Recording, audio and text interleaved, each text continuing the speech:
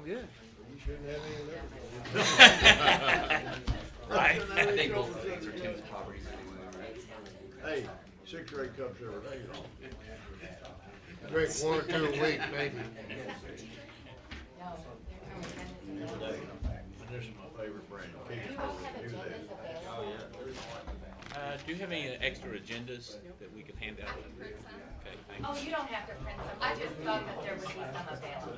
We're not used to having people in here. It's been a while since we've had people in here. That's true. Yeah. We have to readjust. We didn't have any people in here, we just had us. I know. Yeah. For We not. 15 months or I can make so. full agendas if you like though. Well, it's quiet. We'll go ahead and get started. It's 9 o'clock. Our overlord Bill is upstairs and we're on the air. Welcome to this regularly scheduled meeting of the Fiscal Court, Boyle Fiscal Court. And we will start out the day with the invocation by Magistrate Jason Cullen. Our kind, gracious Heavenly Father, we are indeed grateful to be gathered here to do the business and the will of the people of this great county. We ask that as we discuss the things amongst us, that we will do so in a loving, kind way that emulates the gospel that you have instructed us to live and be in harmony with one another. We ask that you will give us increased intelligence to make good decisions, and we ask that you will continue to heal not only our nation but our world from the things that are ravaging it.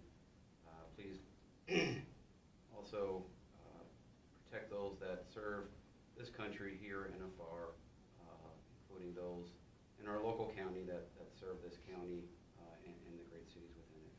We ask that you will have a special blessing everyone here, that when they leave they will go and be at peace and that they will be safe. We say these things in the name of thy Son, Jesus Christ. Amen. Amen. All right, if you'll join me in our Pledge of Allegiance. I pledge allegiance to the flag of the United States of America and to the republic for which it stands, one nation, under God, indivisible, with liberty and justice for all. Thank you. All right. Next, we need to approve the previous meeting minutes. Make a motion for approval. There is a motion to approve the minutes, I'll second. and it's made by Magistrate Salmon and seconded by Magistrate Short. Discussions, changes, deletions, corrections?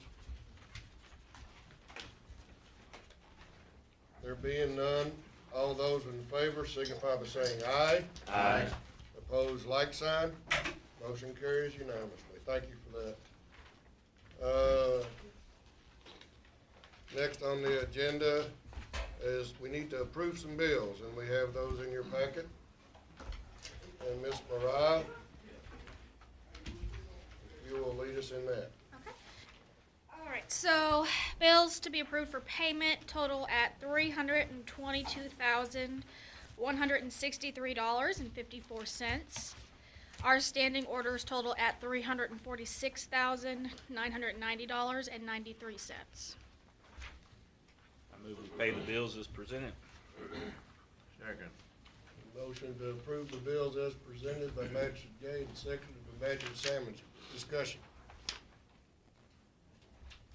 There being none, all those in favor signify by saying aye. Aye. Opposed, like sign. Motion carries unanimously. Thank you for that, Mariah. Next, budget transfers. Budget transfers for the general fund total $176,781.98. Budget transfers for public works total $6,813.91. Budget transfers for the joint jail total $477.08. Oh, I'll take that back, sorry. $67,439.82. Looking at the wrong one. for Fund 73, our trails, budget transfers are $36,415.47. For our health fund, budget transfers are 1135 even. And our, sorry, I'm getting tongue-tied this morning. Our budget transfers for EMS total $6,738.56. I move we approve the budget transfers as presented. Second. Okay, a motion to approve the budget transfers as presented by Magistrate Gay and seconded by Magistrate Short. Anybody have any questions, comments, discussions? Those in favor signify by saying aye. Aye. Opposed, like sign. Motion carries unanimously. Thank you for that. There it is. All right, cash transfers. We have no cash transfers. No cash transfers. No action needed. We'll start into the consent calendar. The first up is Mr. Earl Coffey, Danville City Manager, to discuss the proposed Economic Development Authority. We also have with us the Mayor Parrish today. Thank you, Judge, magistrates, and staff. We appreciate the opportunity to be here. We've had a lot of dialogue over the last few months about the possibility of developing and establishing an EDA, and we are here today to answer any questions you have, but are submitting the idea to you again and seeking your endorsement of the idea by passing and establishing with the city jointly an EDA to support economic development in our community. See what questions you have. Yeah, I guess I'll start us off. What, and it looks like it's stated in here as the purpose. The purpose is solely to be property acquisition and development, correct? Correct. Under the law, it is to acquire, retain, and develop land for industrial and commercial purposes to aid in the development and promotion of those industrial sites and parks and subdivisions accordingly. Okay. Yep. So, because, you know, as part of the task force that looked at this issue, I think that's, as long as that's the purpose and that's clear, because the one thing I want to make sure we don't do, that we heard loud and clear from all the communities we talked to that are configured in various forms and fashion around the state, is the importance of speaking with one voice. And I think that voice needs to be our economic development professional and professionals through the EDP. And so if the EDA is the public version of the industrial foundation, then I think that's something that is good and we can work with. But if it's to try to become another voice, then that's not good and not something that I think we need or would want. I think it's important that we have one voice, and so the way that I can see this is the EDP and our economic development professionals, and then you have the authority and the foundation as a private entity and the authority as the public entity. And if that's kind of the way the structure looks and works, then I think we could have a good structure. Yeah, I mean, foundationally, that's the dialogue we've had. That's what this presents, is that creation of that tool for the toolbox for economic development, and that's what we're proposing. Mm-hmm. Yep. And then I guess then the next question, because that's helped me become more clear with the purpose of it, and I appreciate your time in communicating that as well. We had some nice dialogue about it. I think it's important that we're clear on the purpose. And I guess I'm still, and I think it's okay to have this in the toolbox available. And at this time, though, there's really no funding needed at this, and it's just basically it's available if land becomes available, which, you know, we don't know, we don't have any idea where that may be or what that might be. But if land becomes available, then there's the opportunity to put funding into it, because right now there is no funding required. That is correct, and we're not asking for any, and we, you know, that's not what we're talking about doing today. It's gonna take a while to get established, get organized. Once you get established, you're gonna take some time to generate some bylaws, and, you know, you're looking at an 8-month process just to get fully functional. But the key is having an alternative to the industrial foundation that is publicly controlled, so that the idea of how you, one of the things that we get into when we get into economic development is incentives. And there's tax incentives, and there's all types of different incentives, and some communities are taking those taxes and converting those to cash, and then committing those as incentives. Every company and every financial deal that comes to a community requires different, or is promoted by different approaches, right? And right now, we have several different alternatives. This gives us an additional alternative that we don't have. Right, and yes, sir. I'm gonna have to kind of disagree a little bit with my counterpart there. I think we've given EDP all kind of, how many years we've given them? 14 and a half. Chance to develop and do what they should do, and how much money has the city and the county put in EDP. And I'm gonna have to disagree with the boss, who's gonna speak up. If we put this money in, I think EDA should have their own boss. I don't think it should be EDP. That's just my opinion. I would like to echo what Magistrate Sammons has said, and you all have reconfirmed me as a board member of EDP. But I share the concerns expressed by Magistrate Sammons, and I'm a little surprised if, in fact, you are totally concurring with what Magistrate Gay has said, because I see this as a potential transition, as a potential opportunity for a new light being shared and new expertise being shared on what we will do for the future of economic development in the community. And to repeat what I said earlier, we've been at it for 14 and a half years, and I've shared data in the past in cooperation with Magistrate Cullen about the performance of those past 14 years. In addition, and I've said this I think now for the 3rd time in court, and on behalf of our taxpayers, I don't see the singular focus as being land acquisition and development. Contrary to that, I've asked the EDP to give me, I believe it's 28 industrial parks across the state. I don't have that as a solid number, but I'll repeat what I've said before. I travel the state quite frequently, and I see some wonderful fescue and orchard grass being mowed on many a Kentucky industrial park, where they have put, as we had reported to us once, and we've heard it on the EDP board, that we buy a piece of property for $1 million, and it costs up to $6 million more to put everything in the ground.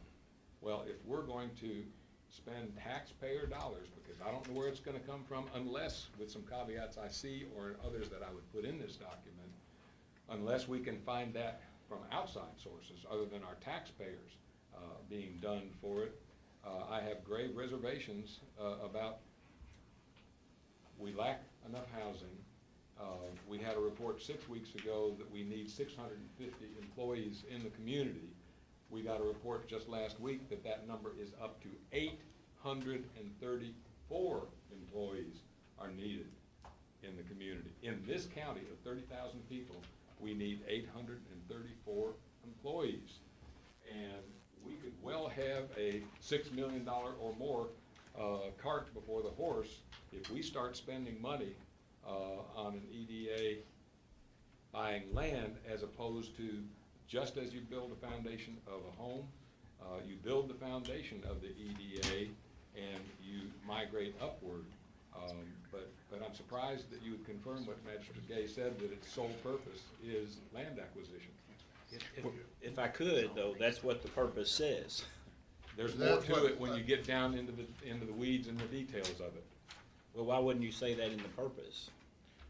That's that's just fine, but if you read deep into it, plus things that I know, as usual, I've worn out a pen, and things that I think that we, as the county arm of this, would want to have at a 50-50 level with the city. Well, I'm not acquiescing to anything, really. I can't say that word right now. What I'm suggesting is what the charge that what I have been tasked with is to establish an EDA jointly, if possible, to accomplish what we can't right now, which is we have incentives that we can't offer that other communities can, and this establishes that opportunity. And so if you want to continue to have dialogue about how those things happen, certainly you're a magistrate and the fiscal court can continue to do that. And we are probably going to be asking for a joint meeting with the city commission. Would welcome that conversation if you want to talk about that with the city commission in the future. That's a great idea to have that dialogue and figure out what you want to do. This document today is a regurgitation really of the KRS to establish a basic EDA, and then what you all do with that in the future, what the EDP does with that in the future is all to be determined. And I'm not trying to predict that today or not predict that today. I was very pleased yesterday to be in communication with Councilwoman Jenny Holland, and she would like for any of us, all of us, your council and our fiscal court, to go down to Somerset, because she is quite fascinated with what they've done and what their success is. Senator Girdler apparently has talked with her about this, and the new mayor has become a personal friend of mine down there. And the judge and I were down there actually for a seminar, 15 months ago, where we saw how they structured things and the successes that they've had. And I'm thrilled with her idea and promised her that I would make that known today, that minimally she and I will drive down there and take a look. But I think that a good entourage for both the city and the county would be a wise thing to do, because the judge and I were quite impressed down there, as I say, about 15 months ago. And I think that would be a good thing. In addition, I've talked to 2 other communities in the state, and as Magistrate Sammons and I have said, they've transitioned away to new designs, and one of them is definitely not an EDA, and I don't think the other one is either. So there are alternative concepts that we can explore before we jump headfirst in the idea of a sole, quote, purpose of an EDA would be land acquisition. Where would the dollars come from with our very restricted budgets now? And that's the point that I've been making up to this point, and I still will continue to make that point, because as I keep saying, we need to go into this eyes wide open, because doing an EDA is, in land acquisition and development, is an expensive endeavor, and communities are then just giving the land away. That's what our competition is doing around the state. Another concept that I've explored and talked to a professional about is optioning land. And being the guy without the numbers and the ability on that side of my brain, have you all explored in your early stages, because you were ahead of us on the EDA concept, have you explored the idea that if we went to the EDA structure, that rather than tapping the taxpayers now for dollars, that we could option properties?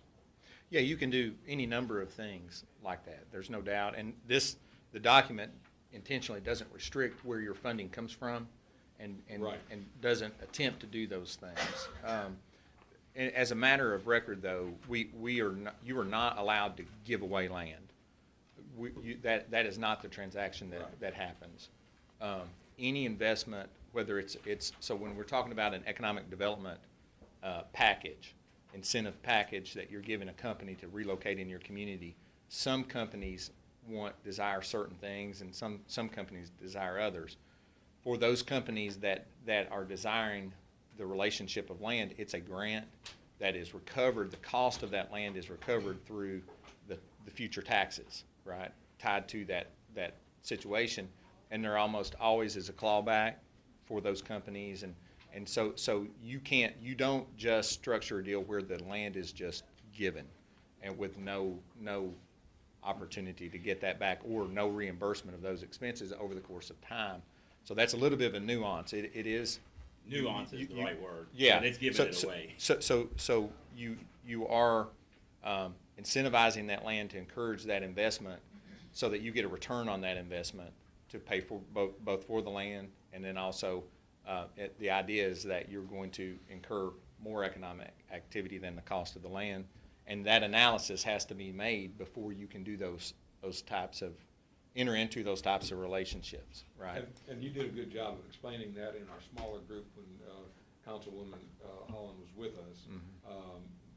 But again, a caution that I would have with our circumstances of housing and available employees and everything else is if we move too fast, and the return on equity, as you were pointing out, could be 20 and 30 years down the road, which means you're flipping that money 2 decades later. Yeah, I don't think you can even run it out that long. I think there's caps on the length of time. Like I want to say, it's in a lot of cases it's 10 years. In some cases it's 5 years. Notwithstanding though, some of the decisions that you're contemplating are really things that happens in the development of the bylaws. And so the document in front of you establishes the board as having one magistrate by the fiscal court, at-large member, the county judge. That group of people, once established, and once you get a chair, will sit down and talk about the bylaws and bring those bylaws back to the fiscal court for approval. So you'll have an opportunity to really get into how the function of the EDA should occur, and then any financial arrangement of the EDA is going to require money and require investment, and you will have an opportunity at that time to endorse that investment as that With the comes. purpose being With the land purpose as acquisition. you determine justifiable at the time that you're trying to work with that. No, I think that has to be determined by this document. Well, The bylaws are then determined how the purpose is accomplished. Well, I totally agree with Magistrate Gay on that point, and those are some of the things that are on my scratching on my draft here, that maintain some control from the city and from fiscal court in this document. Thank you. I totally agree with that. We don't want to try to hammer that out here today. Correct, right. Well, the document requires the board to establish bylaws and ultimately then To accomplish the purpose. But we can give them the accomplish direction that purpose. Magistrate Gay and I are agreeing on Yeah. in this document before we get to the bylaws. Right. So this document just requires the development of the bylaws. The bylaws will spell out some of the details that you're asking for, and then also those bylaws has to be ultimately endorsed by you all as a court. So you've got the point that we're trying to make is the passage of the ordinance is just a simple first step. Getting to the point where you're highly functional is a difficult step. It will take some time. Once you get to that point, any financial situation that will come in the future, you will address that at that time. As What do you money envision demands. of being some financial situations that would come in the future? If there's a development that the EDA needs to participate in,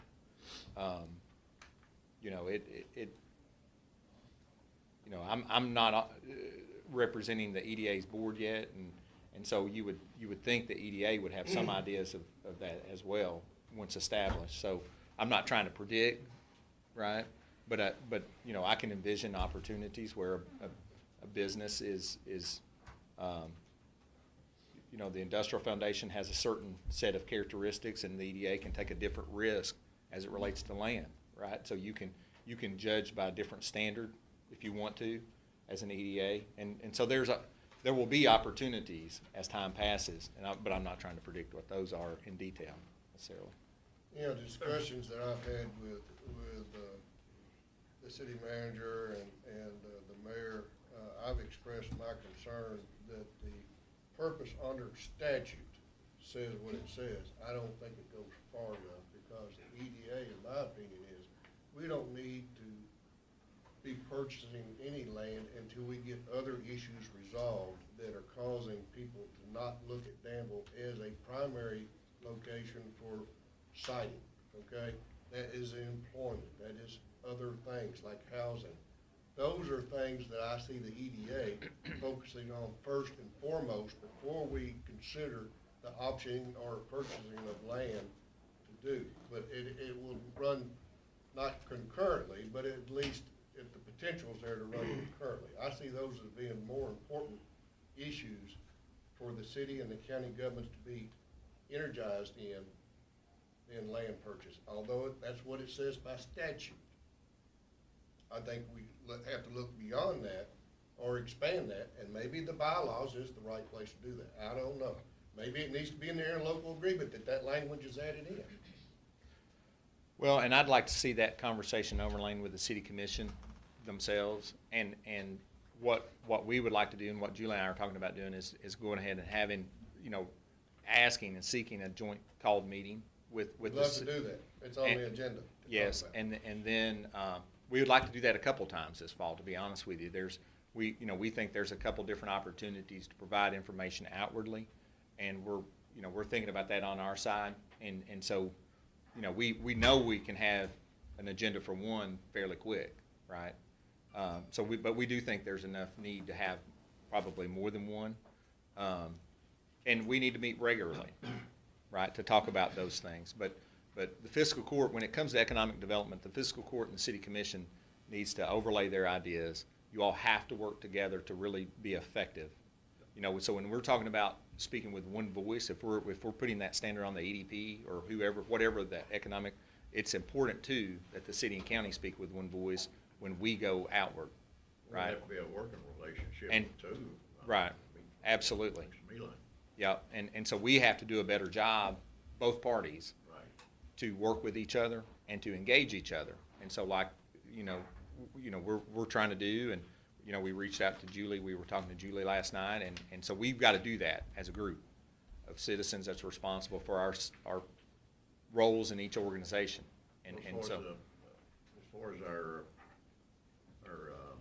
taxpayers more or less be concerned, would be one body. Would be city and county. It wouldn't be city and county. It'd be one body. The way I look at it, am I correct or not? that's what this would be, absolutely. Yes. Absolutely. After we. Earl, Yep. Yes, sir. Yes. as I understand, what we're trying to do is to get down the road. But if we don't get in the starting blocks, we can't travel anywhere. That's And this is exactly- what you're trying to say. Yep. Get in the starting blocks. Absolutely. Travel down the road, because it's gonna take 8 months to get this set up. It's gonna take you And who knows months. what's gonna happen. In today's paper, Apple Harvest, that we heard a very nice report last week, has picked a couple spots down in Boyle County. I don't know what that process is, but it would be somebody that, I'd like to see come here. I like that operation. I may go up and visit the one in Madison County. But we gotta get in the blocks before we can go anywhere, and that's what we're trying, discussion today. As it One other relates thing about to this specific. Harvest, and we were all at that conference last week. A very concerned and, by God's grace, extraordinarily wealthy Eastern Kentuckian put together App Harvest.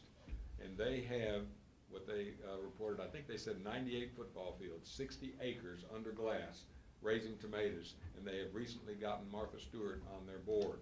They won't come out of Appalachia, because that's Except for meant. support facilities. I talked, yes, exactly, correct. I talked at length with the young woman who gave the primary presentation to us, and it's in his heart and his mission to employ people in Eastern Kentucky. The point about that is private money, to the greatest extent, put those 60 acres under roof. Even built themselves a self-sustaining pond to where they don't get city water. In an emergency, they can. They're smart enough to put that together. But vast private sector dollars helped to get that underway. And I bought some tomatoes just the other day by Sunset Brand at Kroger, because that is their brand name for App Harvest products. I had the opportunity to visit that operation you're talking about, Magistrate Ellis, and it'll blow your mind to see that. I can't imagine. That amount of land under one roof, and the way that this pond you're talking about, and the glass, all the glass that's involved in this, it creates the sweat and the water that runs back into this pond. I mean, it's just beyond my thinking. And also, I don't know where you've seen or not, but Somerset's starting one to raise strawberries. Yep. But now, you're right, Judge, you're right, this is a project for eastern Kentucky to help that region more or less. But why can't we have something like that? We can. It doesn't have to be Appalachian, it can be central Kentucky more or less. But what we're talking about, gentlemen, if I may, if I understand it correctly, this is the kinds of things we would hammer out with That's the right, city down the road. as an EDA.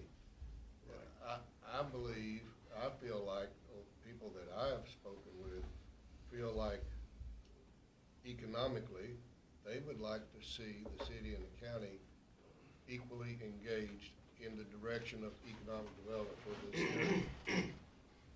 We are members of EDP, that is true, but I just feel like they have if we're not doing our job, they can elect us out of office where they can't elect others. And I agree with the point, but I want to make sure that we understand that the purpose of this is to be equally involved in the acquisition and development of industrial land or all the other things that are spelled out there. Once the foundation is laid.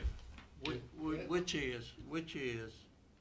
goes back to December 12th of 19, is the very first finding. Right. Is Boyle County urgently needs more land for industrial development, of which the foundation, my understanding is, really is not in a position to do it. So who's gonna do it? No, I agree, and that's where we're agreeing. Well, you were part of the committee, so I hope you do agree. Yeah, I do. I do, that's what I'm saying. I think that it's important though, because I think we're crossing over a little bit and thinking that the EDA is doing something that it's not. Remember, we can't do this, which was their highlight, number Right. number one position. If we don't get into starting blocks, it's. For land acquisition and development, so that's the key. This is pretty, to me, it's pretty simple. Yeah, If you and- don't go to the game, you can't get in the game. And as Earl said, it's for land acquisition and development. So, And it's, so again, as I said, you have the EDP, you have the EDA, and then you have the Industrial Foundation. The Industrial Foundation is the private arm of of asset development. The EDA is the public wing of asset development. And the economic development professionals speak with the one voice, because we're all involved in the EDP. So that's how it works. somebody's gotta tell our That's how it story. could work. Somebody's gotta That's tell how it our should story. Good. Somebody's gotta tell our story. That's what And the that's why EDP does. that, That's- Story, Strand, to some degree. They're To some the degree, marketing, oh, they're the marketing arm of To the s- group. Well, we can have a long talk about that, but Well, I think to we're. some degree, everything's we gotta, premature, don't we you, gotta Judge? start somewhere, and today's the day to start. Well, we gotta start somewhere, I mean, This is the Right. first step. this is it. You know, if we can't learn to work together, then it's not gonna work. You know, so So we gotta move if it we right can, along. if we can work together on this, it's gonna better our county. I really like the purpose of this, And, and I think this is a good It's gonna- purpose. It's gonna open up a lot of revenue streams, I think, that are unavailable. I just think we need to stay to the purpose as defined by the KRS of the EDA. I mean, there's We other, can expand that for our joint agreement, if it has to be by bylaws or other, but you want something put in this that. to No, I think extend that I think purpose? what we're approving today, Well, we're Settles not, this we're not even purpose. having a first reading today. I thought we were. Well, we were no, too. I don't think so, because there is so much ground to cover. That first meeting, I think, is gonna be very critical, where we jointly sit down with the city council. Yeah, Earl and I only got to talk for a little bit last night. Our schedules just haven't matched up, and so, and our conversation last night was kind of interrupted by bad service on our cell phones or whatever. So I still have some issues and concerns with this agreement. So I would strongly urge that we don't do a first reading today, because there's still questions. You know, my biggest one still goes back to the funding on section 6, where anyone withdraws, you know, that we can't get our money back. And I'm just interested why we only use section 1 instead of section 1 and 2, which talks where, you know, upon agreement, you can actually walk away and receive your money back. And I've actually confirmed that with our CAECO attorney as well. So there's some things that we need to make sure that, yes, we're laying the foundation. I am very interested in doing this. I have been saying that I've been impressed by Somerset, and what they've done down there. I've talked to a few magistrates, and discussed the success of Scott County. And I think Scott County can be another example to us where the city and the county are working very well together. We don't always have the best history, but we need to stop looking back and start looking forward and working with our partners in the city to have the same goal, which is to bring some economic development here. It's not happening now. We can keep talking about that, but App Harvest is great. They did a great presence, but they're in Eastern Kentucky for multiple reasons. One of those, they have ARC funding, so which is a big thing for them, and that's where they're going to stay. That's what they said, they're going to stay there. But anyway, so we need to work out on this withdrawal. Well, on the withdrawal, let's talk about that real quick. That's literally a regurgitation of the statute. Of Section 1, but there's I would disagree. I mean, it's not totally. That's only a partial talks about statute. paragraph 1, but it leaves out paragraph 2, which is important because I told them I think there should be a dissolution clause in there, which paragraph 2 of 154.50-330 talks about what happens if one leaves. It talks about county and city which have established a joint industrial authority may provide by mutual agreement between such cities and counties and the joint industrial authority that such industrial authority may be dissolved and may further provide that upon such complete termination, all funds, property, and other assets held by the joint industrial development authority shall be returned to such cities and counties in the same proportion and contribution of funds, property, or other assets as were made by such cities. So I think that it's important if we're going to regurgitate the statute just to also include this paragraph 2 in there. Right. This is really critical because independent of Magistrate Cullen, I too went to the statute books and found what our county attorney is saying, and this has to be clear to the public. I used the example of buying $1 million piece of property and putting $6 million more into preparing it as this concept at the start of the purpose clause is saying. But our public, I do not believe, would go along with the fact that 50-50, you leave us and you've left us 3 of that $6 million, and we say thank you very much. I think the people in the city of Danville would be more than shocked if we did not read that second paragraph that Magistrate Cullen found independent of me, I found independent of the county attorney, and he has just read out loud. So that's just one of the major issues to keep it 50-50. And heaven forbid that if we go into this, as Magistrate Short is saying, as partners and 50-50 partners, that we'd ever have that kind of separation. But it would be so unfair to our taxpayers for the city to lose that $3 million or the county taxpayers to lose that $3 million. I can't say it any plainer for our taxpayers. So I think the document's not ignoring necessarily sections of the law. It's reiterating certain sections of the law to confirm for us an understanding. But that one punitive section is in there. Correct. If you have cash, obviously you can negotiate with cash. But if you have structured your land as part of a financial package, okay, and but you still own that property, and then you separate, but it's part of a financial package tied to an industry, what it does is it prevents both governments or a government from gutting a financial arrangement that both have mutually agreed to with a third party. I mean, right? I disagree because the KRS doesn't say funds. It says funds, properties, Property. and other assets. Correct. Which were made by such counties and cities. So I see what you're saying, but I think It depends on the nature of your financial. It depends on the nature of your economic incentive, right? I understand that. I mean, I think this is strongly worded to say that you're no matter what, you're not going to get anything. What it really needs to say in there is that upon dissolution, because let's be honest, this is we keep saying that this is the EDA. The city and the county will be the EDA. There's two entities. So if one leaves, essentially the EDA at that point is is defunct and dissolved. So what we need to have in here is some sort of transition that says, however, I mean, I hate to use the word divorce, but if we move, we have somebody comes through and says, this is how we're splitting it up. And we need to have the option in there of splitting it up. I also, going back to General Hunt's point on, if this doesn't work or if there's problems, people get voted out. The section in here about a fiscal court judge and a mayor, an ex being in here, I think. Meaning former, so the public Yeah, understands. exactly. I think his point of, if this isn't working, we get voted out, strongly brings to the point where we don't need to have, I think if you want to have an ex, if you want to have a non-voting member that the city can choose, that the county can choose, is a good idea.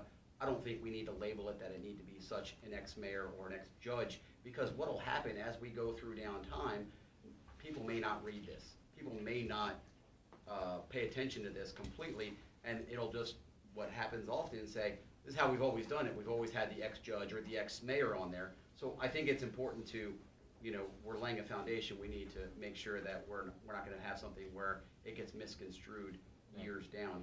I want nothing more than to have a great relationship, a great economic development authority in this county, because, everyone knows I wasn't born here. I chose to be here.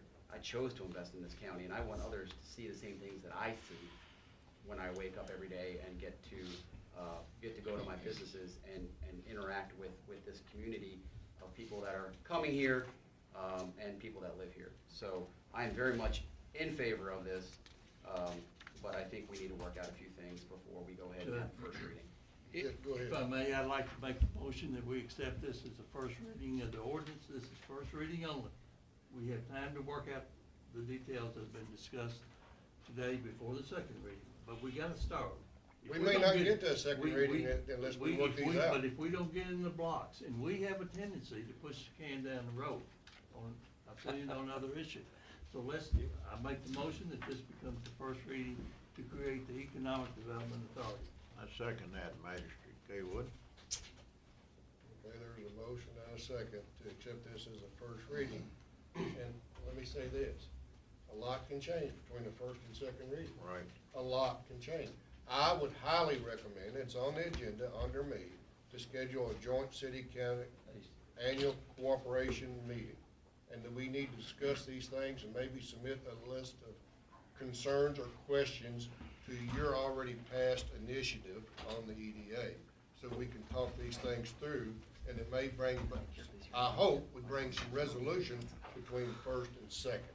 This will pressure us to move on it right away. Now, I'd like to add that, make sure we don't have it in the basement. Yes. No, yeah. I thought that was poorly planned. Yeah. So, we have a motion and a second. Is there any discussion on the motion? As the judge knows, I came today with the idea that it might be premature to have this officially be the first reading. Out of respect for Magistrate Kaywood and with the judge's addition of what I knew coming in, that this is a fluid document. Nothing is set in stone, and the comments that I have on my page will be heard, and the sooner that we can get together for that joint meeting with the city council, the better we'll all be. And in the interest of moving this concept forward, I will vote aye. Well, I would like to, in the discussion phase, offer this, that if we, and I think it's the right first step to take, okay? If in our discussions with the city council and the city, I hope we can get a lot of these concerns and issues hammered out, mutually beneficial to everybody, to show that we are cooperating on moving toward an EDA, understanding what the purpose is and what our goals are that will be founded in the bylaws. But I would hope, with what you've heard here today, that you can go back and tell the council that we have some concerns about, separation. We have concerns about these kinds of things, and we can best hammer that out in the joint cooperative meeting between the city council and the fiscal court. I look forward to that, and we can do that real soon. Yes. Okay, real soon. One It more may point it may have to facilitate it may, I'm not saying it will, facilitate an amendment to your already passed ordinance consideration.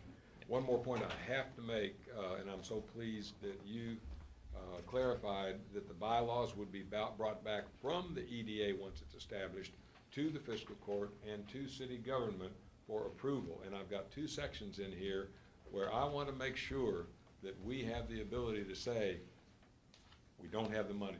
I want to be able to make sure that we have the ability to say that separation in the future absolutely is going to be clear in here from the standpoint that the easiest thing to do on separation is to remove that section entirely where it's in big bold print, withdrawal, and then the language says that nobody gets any money back at all or any ownership of land if we separate. Yeah, the beauty of owning an EDA with the city and county is you get to make those decisions. So if you don't want to fund something, you just simply don't fund it, right? And in addition to that, the unique thing is if you desire, because of a specific situation that is in front of you, if you desire certain conditions on your money, you can do that too. That is a welcome clarification. And so we have to think about what creative resources we have already that allow us to manage those situations, including conditions on our money or just saying no. I mean, you can do that, right? Thank you. In terms I just of want to, money. and thank you for that. And I do want to go back to the fact, though, that we're establishing the purpose by ordinance. And so then the bylaws are put in place to accomplish the purpose that's been established by ordinance. So I just want to make sure that we're all clear on that. That's Are what the you okay EDA with is. that? Yes. That's, I am. I am too. I'm very clear with that. That's what I've been saying is I'm good with the acquisition and development purpose of the EDA, which is what the purpose of an EDA is. Through CAECO, I see courts have a first reading all the time, and some circumstance changes and they don't get to a second reading and it dies in place. And even during a second read, of the purpose of the second reading, we could still come back in with additional concepts. Well, I would As hope long as it'd it's be- not voted in. I would hope to be resolved before we get to a second reading. I agree. Time to vote. That's a reason for a meeting with the city. That's right, and Earl, you and I can set that ASAP. Yeah, well, we've already talked about with Julie throwing out some couple opportunities. Good. And so the commission meets that second Monday. I know you all meet that week. So after that, or the second Monday of July following that is what we'd like to try to get in there somewhere shortly in July, before the end of July, and have a meeting. It's kind of what we were targeting between the two of us. But yeah. So am I clear on what I see as being the conditions of the first reading, and if we can move forward and You got a adjudicate motion. some of these? Yeah, you got a motion. All We right. need to vote on it. All right, all those in favor signify by saying aye. Aye. Opposed, like sign. Motion carries. Why'd you look at me? Gentlemen, I appreciate you all, and anything you do is as a community is work. It requires dialogue with the public agencies, and we appreciate it, and we'll have more, I'm sure. Earl, real quick, I've said this before, I've been impressed with your tenure or time as city manager, and I want to bring up something that's from the past that maybe you can help us out with. What can we do about these water bills for the western Junction, side? Perryville. Junction, Perryville. Can we do something to revisit that, to bring some relief to those parts of the counties? We appreciate the city takes on that task, but we got to do something. Mm-hmm.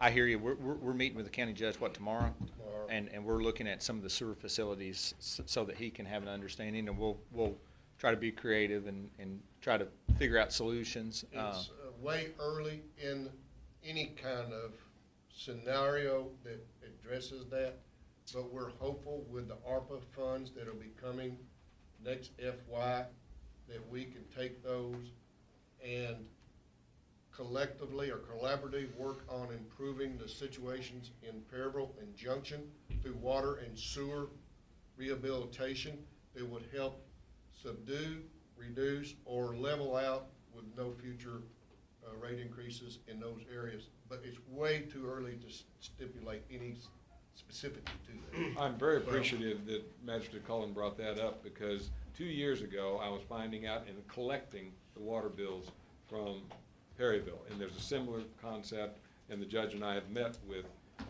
the folks in Junction City on the same thing. I had a family with 2 little kids, and their monthly bill was over $275, and they were having to encourage their kids not to have a wading pool, not to have a garden, because even though that garden runoff is not directly going into the sewer tax in Perryville is so severe. And I had one couple with an elderly mother living with them and 3 children, and their bills were in excess of $500 a month. Folks, they live in a house of less than 900 square feet, and there are 5 people in there.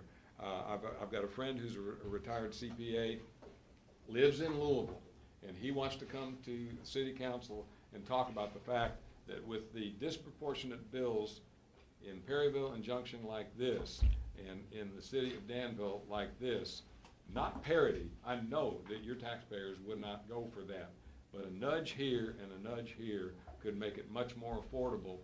For example, for more restaurants to open in Junction and in Perryville. Well, let's, I mean, not to I cut don't you off, wanna but. litigate the past. No, I understand that, but this goes right along with our conversation. You say we don't have enough housing, we don't have this, we don't have that.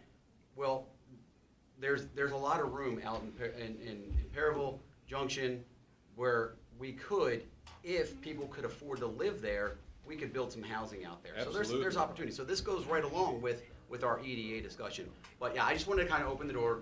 We've got a new city manager that is very familiar with how things have done in the past. And if we can have this conversation, I think it goes right along with it. We can have that economic boom. Yeah. We are on the very infantile stages of that discussion.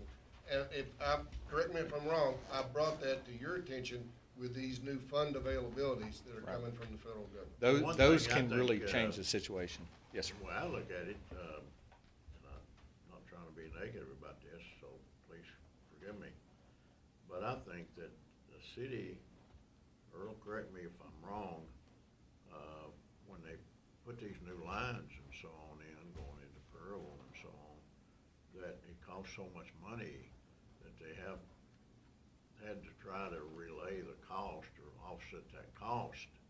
So that's one reason that the water bills and so on. Am I correct? No, that's not been the case for the last 20 years. It's a 22-year-old contract. That's as it was established before. Now, there's a new $2.5 million plus, and plus the water tower, but that would not enter into the disparity between the city and the county and the county entities now. Cost was developed not too often many years ago that hadn't been paid yet. Am I correct or not? Yeah, there's debt tied to both systems, and we'll work with the county judge in trying to help create an understanding. Quite a bit of debt. Yes, that is accurate. And so we'll work with the county judge and try to create an understanding. The idea that he's come up with the money is something that we absolutely should have dialogue about. And he desires to do that, and we will do that, and he'll be able to communicate outwardly what the advantage of that is. Hopefully it can be. Right. Judge, can we loan the county some money at about 10% interest? Pay that. Out of your backyard? Earl and I we're starting to have some talks about some efforts that we'd hope would provide relief to those areas that are hardest hit. Okay, that's the best way of putting it. Well, they need help. I agree with the magistrate. Okay. Is that it? That's it. Earl, thank you so much for your presentation. Thank you, Mayor. Thank you, guys. I appreciate it. I'll reach out Mayor, to you. thank you. Yes, sir. Take the mayor with you.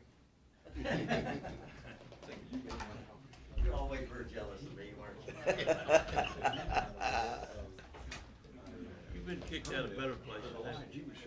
All right, so I'm next, and we're working on a schedule for the joint city-county annual cooperation meeting, and you just heard Earl say that we're looking at early in July, and so we'll put that together, and we'll discuss these issues with the EDA, and by then, hopefully, we may have some other information as it relates to the water considerations, okay? Perfect. Yes, sir. Boyle County Health Department Preventive Health Contract, that is, there are 2, you'll see 2, we're only voting on 1. that is a virtual boilerplate of what the health department has been doing. I got both here. One of them, if you have 2 copies of the Boyle County Health Department contract, the one that we are voting on today looks like that on the front page, okay? It's purely the Boyle County Health Department. It's not their contract with the joint jail that we have to go into joint jail discussions with Mercer County before we can bring that back to the fiscal court. That one, the one that we're looking at that would be joint jail is this at the bottom. Okay, we're not voting on that. Okay. Am I clear? Yeah. That's the one we're voting on. You need a motion? Yes, sir. I'll make that motion. I'll second. Motion made by Magistrate Cullen and seconded by Magistrate Ellis to approve the health department contract to provide services. Discussion. To clarify, Judge, at the bottom of page 1, scope of work. Yes, sir. The last sentence where it starts, county judge executive will assume responsibility for the charge. Actually, it has to say charges because there is a compendium of several things that come into place there. So I would just add add the letter S, because there is more than one entity in that paragraph. I'll get him to retype it if y'all approve my signature on this. This came from Brent. Done deal. Thank you. Question. All those in favor signify by saying aye. Aye. Opposed, like sign. Motion carries unanimously. Thank you for that. All right, on the agenda next is the board appointments. I think you have seen my recommendations with regard to, I'm trying to find it right here. Got it. Jackie Trumbo, Jennifer Taylor, David Williams. Yes, sir. I'll make that motion. Second. Motion made by Magistrate Gay and seconded by Magistrate Ellis, I believe. Yes. Okay. Discussion. I would just like to comment that we are extraordinarily privileged to have David Williams, because I know him personally. Used to be in his Sunday school class years ago, and he is one of the most extraordinary entrepreneurs that this community has, and I'm thrilled that he's willing to continue to serve. I am too. Hearing no further discussion, all those in favor signify by saying aye. Aye. Opposed, like sign. Motion carries. Thank you unanimously. Thank you. I keep missing there. All right. Next, Mr. Steve Hunter had a schedule conflict and was unable to be here today. We can invite him back in the future, which he would do. So we'll skip on down to Mike Rogers. Mike? Thank you, Judge and Magistrates. I'm here today for some, I think on the agenda is the new hires first, is that right? Yes, sir. I handed out a sheet like this. That way it better gives you an idea of who we're hiring, pay rate and all that, effective date. It's Ricki, Lemley, Raymond Johnson. Raymond is with us today. He's we're privileged to have him. He works at a nearby EMS service, and just coming over for the 12-hour shift. How's that going? Hasn't started yet. It ain't started It yet, starts is it? July 1st. That's why we're trying to get all these Extremely ready. exciting. Yeah. I'll make the motion. I'll second it. Motion made by Magistrate Cullen to approve the new hires and seconded by Magistrate Short. Discussions. All those in favor signify by saying aye. Aye. Opposed, like sign. Motion carries. Welcome aboard. Thank you. The next item on the agenda is the job description for the overdose outreach partner that we're gonna start with our quick response team. I actually went to Lexington Fire yesterday and spent about half a day there with their quick response team, and learned quite a lot. I'll make the motion, we approve the position. All right, motion made to approve the job classification, job position, job classification. Is there a second? Second. seconded by Magistrate Kaywood. Judge, can I add on that? Can we Yes, go sir. ahead and I have approval to post that position? And he would like approval to That's fine. advertise and post that No, position. no, we're just gonna have a position, you can't. Sorry, sir. Okay, everybody clear? Yes, sir, you, Yeah, I have some comments, and I'll concede to Mr. Rogers if in fact they're not needed. But in the organized paragraph, middle part of the page, 3 lines from the bottom, respond to all. And I'd like to add, because this is so critical, my background's 26 years in healthcare, and we've talked before about HIPAA and everything else. And to absolutely nail it down, actually to protect you as the director, I would add after the word all, appropriate open records requests. Julie and I have even talked about this on some other things where we have to be careful. And then, again, from experience in Frankfurt, would you have objection to the qualification being more than a college degree and 2 years experience? Because it has been over 30 years ago that the licensed clinical social workers lobbied for very extensive training and licensure. Would that be an impediment if you had to hire somebody who was licensed? The biggest thing I took away from yesterday is that, you know, finding the right person is going to be key, and just finding someone who truly cares about people is who we're going to look for. So I'll concede that one if you're okay, but you might hear from that association because they were very strong in Frankfurt 30 years ago, and I don't think they've lost any traction since. And I invite you guys to be part of the hiring committee if you want to be participate on that. We've got the that. Through the EMS, personnel the committee EMS or- personnel, yeah. EMS. Yeah. Yes, we're good. Part of that. Okay. All right, Thank you. Very But I good. would really recommend we put that language in about the open records requests. Is that not, I don't know. It's not in there anywhere else. But is that not an assumed responsibility, given open records? Again, All? if there's an incident, it's gonna come back on a director, and I don't think it hurts it at all to add after the word all, appropriate open records requests. I don't think it hurts, but it's pretty much standard when you're in healthcare. I understand, That you but- can only provide certain requests per HIPAA, but. I've had to work with our risk manager in the past. If it's okay with the court and okay with Director Rogers, I'll- we can add that language in there for the approval of the position and the posting, Thank you. Fine with me. okay? Any other discussion? All those in favor signify by saying aye. Aye. Opposed, like sign. Motion carries unanimously. Thank you. Thank you, Judge. The next item is for the MOA for the healing communities with the University of Kentucky. I sent it to Chris and to Treasurer Hinkle, both to review. Chris emailed me back; he was okay with it. Asking for approval for that. I'll make that motion. Second.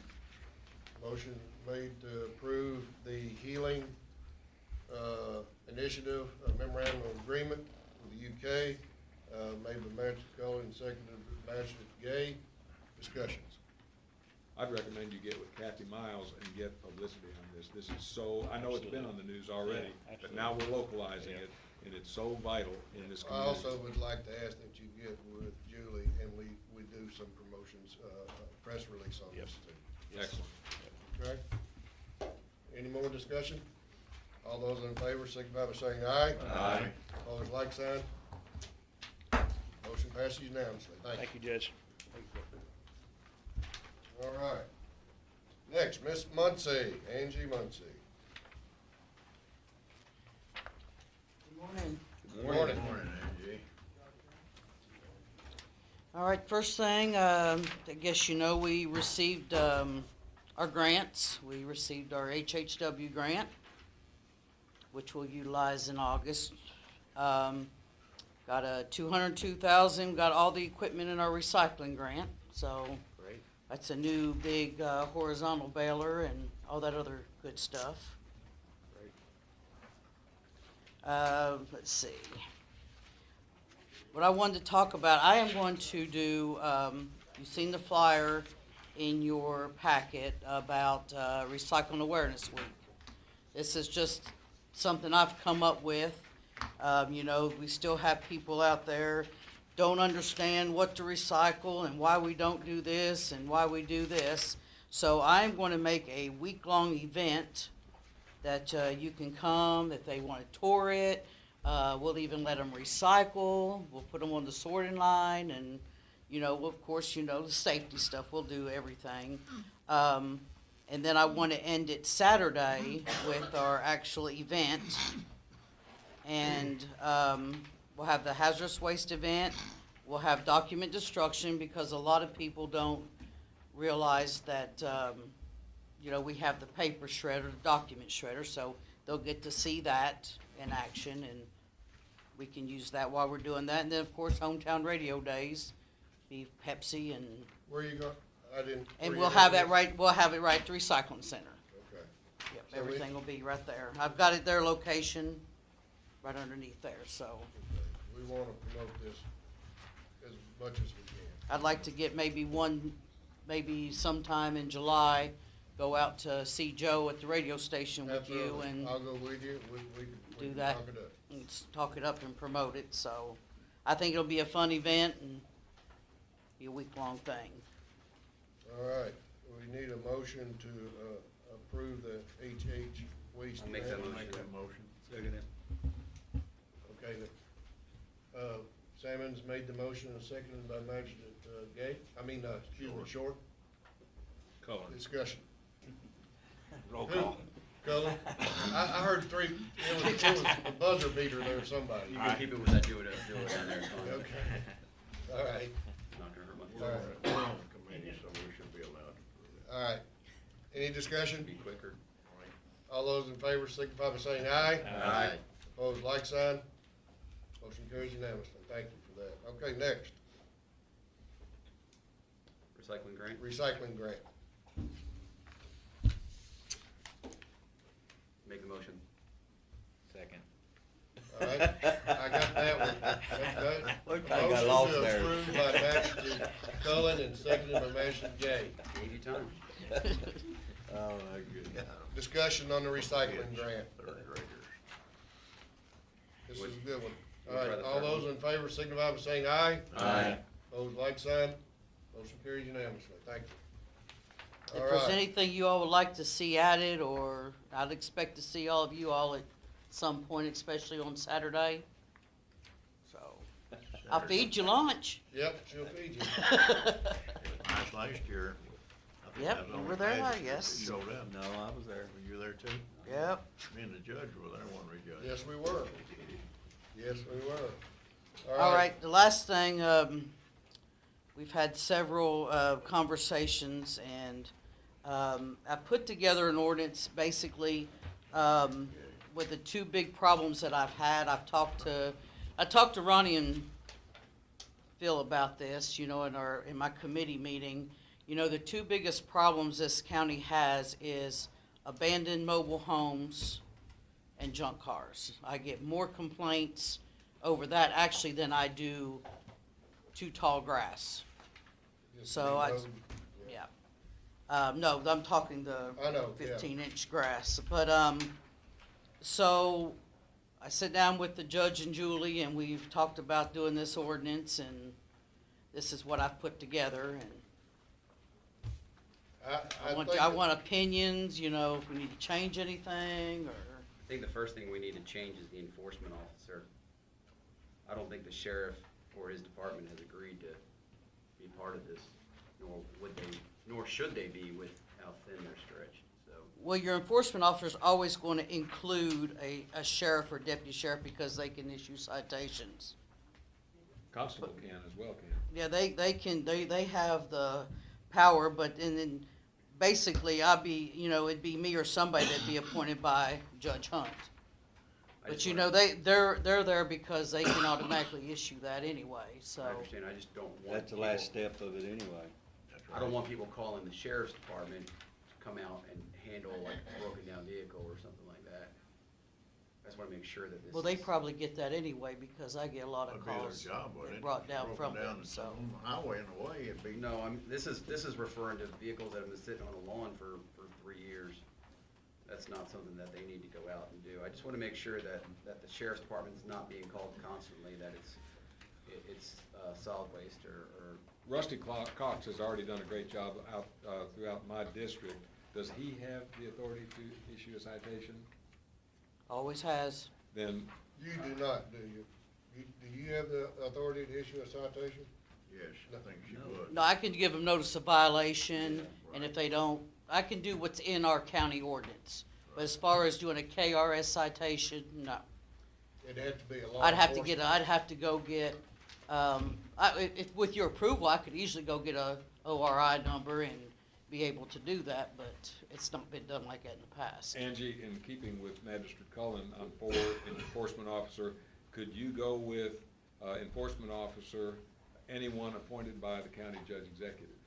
I mean, it's, Yeah, I do that now. I mean, I do the notice of In other words, violations, not but. focusing on the sheriff. And I give them so much time, if not, then I bring it to Chris, you know, that's what Chris is here for, you know, when they don't listen to what our ordinance has got, then after so many days, I bring it to Chris, and then he can prosecute, and we'll go to court. Well, I agree with Magistrate Cullen that this could be something where the sheriff's office starts getting a lot of calls once this is published, unless it was just that there would be someone appointed by the county judge, which gives us our constables and gives us Mr. Cox. I don't think you're gonna have that big a problem have the sheriff out. I mean, they're gonna. I agree, and he may, Anyway, they're gonna have he and his deputies men and circling women the might have area. to go.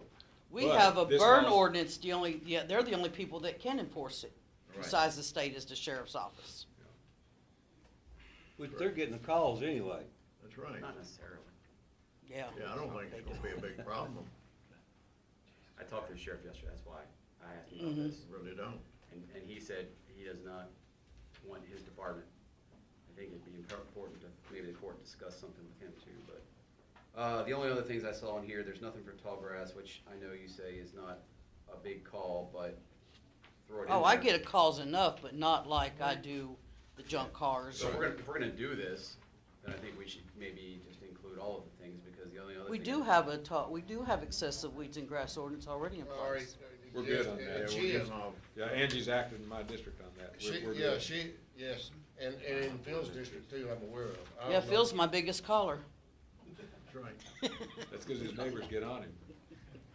How about dilapidated structures? We don't have it, We have had, that's why the mobile homes is here. we have had lengthy, What if it's not a mobile home? lengthy meetings. I honestly don't know if you wanna go there.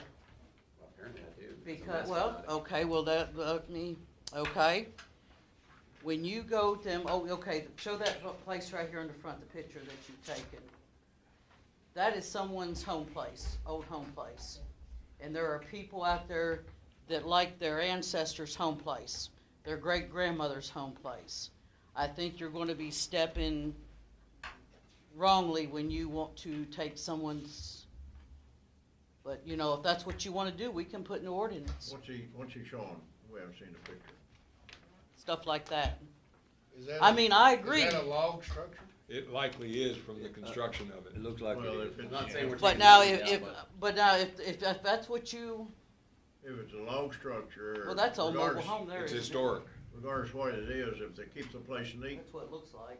why would we bother? You got your 2x4s in there. Because I've come across in the past where you have, you know, 80-year-old homes that look like this, and you wonder why they don't get rid of them. But if you talk to the family, that was Granny's home place. You got one And they get really particular, so, but You got now, one right across it's, Bull County it's the, High it's, School. it's the pleasure of That old house. what Yeah, you all wanna Dave's do, been but out there for I'm years. suggesting, you know, my suggestion is, you know, that's what I would have to look at. Dave's is. Well, I don't think we're going that way. I think what, This isn't a log. really home, this we're is- looking for is junk. Mobile homes is our worst, you know, they wanna tear them down, strip them right. down, and just leave them, you know. Leave them there, they walk away, nobody knows who they are. I think that, But now, I'm the pleasure of the court. I think this is a step in the right direction. I agree And with if if we see that as being a dilapidated building, as being a real pestilence kind of situation, we can maybe amend the ordinance at a later date. I don't know. That's just. Yeah, Judge, I do have one under definitions. We have had more than enough time dedicated, and I'm not gonna go into details, but about an animal nuisance situation. I would like to add under definitions number 1, abatement means the process of improving or correcting an inanimate property, which takes out all the debate we've already had on another issue. I'm sure we'll be revisiting that sometime in the future. But without that, we are empowering you, whether the cattle are too loud or whatever it might be, or any other animal. That's why I would like to have an inanimate property. Before the word condition? Means the process of improving or correcting, and after the word, yes, before condition and after correcting, yes, an inanimate property. That clarifies that we're not touching animals. Okay, now I'm not going to, like I said, you're the fiscal court. But some of your animals and some problems that you will get is an environmental hazard. We're already addressing that, and I'm sure we're gonna And, be revisiting it. I'm not talking composting or anything like that. I am talking, your fecal matter, things like that can be in the ground, that can pose a hazard to human, their water, and everything else. I mean, That's like already I said, addressed by the health department, and I just want we've got farms. We are predominantly. I'm not talking farm. I'm not really talking necessarily farms. But, sometimes it's nicer that if I go out and say, hey, what are you doing? Maybe you can do this better, than the state coming. But I'm just saying. I think we're gonna be revisiting the animals. I make that as a motion that we add an inanimate property after the word correcting. There's a lot to say, with, I haven't kept up really with the kennel situation a whole lot, because that's just not my forte. But, there's a lot of instance there that can be a problem. More than. Not. You need to look up the EPA guidelines for, the EPA's got a big, maybe go to EPA Gov, and you will see that can actually be, and I'm not saying it is. I'm just telling you what, you're always looking to the future and the back. This is the future. And the future is we will be revisiting that under another ordinance. Well, let's not get off subject. It is on the subject. If you wanna add as an amendment to this proposed ordinance, or correcting an inanimate property, I'm fine with that, okay? Fine with it too. What does the court think? That is an amendment, okay? To make a motion on it. All right, now we have a motion and an amendment. As an amendment. But the only thing while you discuss before you get that motion, when I get them phone calls, I will have to refer them to the state. That's fine. Okay, just so everybody's aware of that. That's a good clarification, actually. That's fine. Okay, so is the motion to approve the ordinance as read with the amendment to add the language an inanimate property? Correct. In section 1 under abatement. We're striking condition. No. No, leave condition in there. It just insert an inanimate property. Yep. A strikeout condition. I guess, yeah, grammatically it would have. Okay. Thank you. Or Julie. taking any other action. Yeah. Okay? I'll second. Thank you. All right, motion made to approve the ordinance by Magistrate Ellis, seconded by Magistrate Short. Now we can discuss the motion. Hearing no discussion, all those in favor signify by saying aye. Aye. Opposed, like sign. Motion carries unanimously. Thank you. First reading, right? First reading. That's first reading. First reading. That's all I have. Not a big deal, just a grammatical thing Good on job, Angie. number 8. Should the person whom the notice of violation has been given fails or refuses to abate, just should say fail fail or refuse, take off the S's. I'm surprised Tom didn't catch that. I'm terrified that I missed it. He wore out his pen. Slipping. Not a big, not a big deal, but. You got it, Julie? Yes, I did. On number 2 on that same page, Too late. Do it for the second reading. I guess that's right. Do it for the second reading. Hey, just for clarification, Angie, this, so It'll it's be- exempt agricultural property? Don't get him started. You know, it's already exempt. Exempt by statute. It's already exempt. It's already exempt in Boyle and Danville. So there's no way to put a thing in there that, they You have actually. to go to that- your planning and zoning, let them change the agricultural zones. But, Because right now they're zoned out and I can't. all right, if I'm not gonna be able to talk, then I'll just. Moving right along. No, go ahead. I tried asking like 3 times.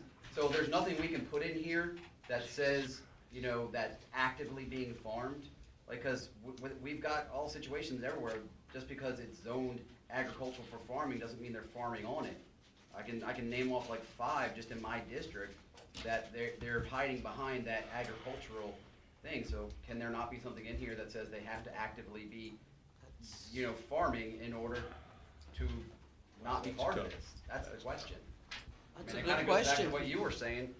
I don't think we need to touch that. If an agricultural property, even though it's not being farmed, has an IRS Schedule F, they're considered exempt, if they have that. And I don't know how we determine if they have that or not. You have to ask the landowner. I've got a farm, but I don't farm it. That's an IRS. Yeah, so in order to have that F, you actually have to be, registered as farming it. Cause you generally would reinsert that every year when you do your taxes. Mhm. Well, we So got my one. question is that if I have somebody in my district or several people in my district that have technical farms, but they're not farming them, they're not under the IRS statute of a farm, are they exempt because they're technically an agricultural property, or does this apply to them?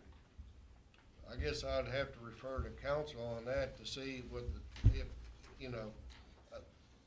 I think if a situation like that arose and you come to me about that, before I charge them, I'd probably send out a letter, try to communicate with them and ask them if they do have that Schedule F that he was talking about. If they did not, then I would, advise to proceed forward, with charging them for the violation or whatever. What if I get a call, okay, this goes back to understand what you're saying. What if I have a farm out there that has Well, I've got a farm. 6 or 7 vehicles that you can't see them, but they're on the farm, So. but the neighbor can see them. 6 or 7 what? Vehicles. Oh, vehicles. Okay, thank you. It's just, that's what I'm talking about, when you go to agriculture, it's a fine line. I mean, I see what you're saying, and I don't have a problem with it one way or the other, if that's what you wanna do, but That's right. Master That's Cullen, what are you're you looking thinking at. of overgrown areas, or are you thinking of junk? I've got 2 that I can think of right now. I know which one you're That's talking both. about. The overgrown part? No, that's overgrown and has junk. Well, my point on that is, we might get crossways with Perryville Battlefield, because it is going, quote, back to the land as it was. And they have overgrowth that that people are complaining about. The neighbors are not happy that they're putting it back to nature. And it's been that way, what, 5, 6 years? That's a protected entity, that's I understand, that's but different. it gets awkward, so the adjoining farm has, for whatever reason, that circumstance, and you attack him or her, but you don't dare go after Perryville Battlefield. It gets How awkward. about this language? It's what I'm saying, it's a fine line, it's not that I don't care to do it, it's just a very, you gotta, whatever you decide to do, I'll do. We passed the first reading, so we're discussing options for a second reading. Chris and I'll get together, how about that?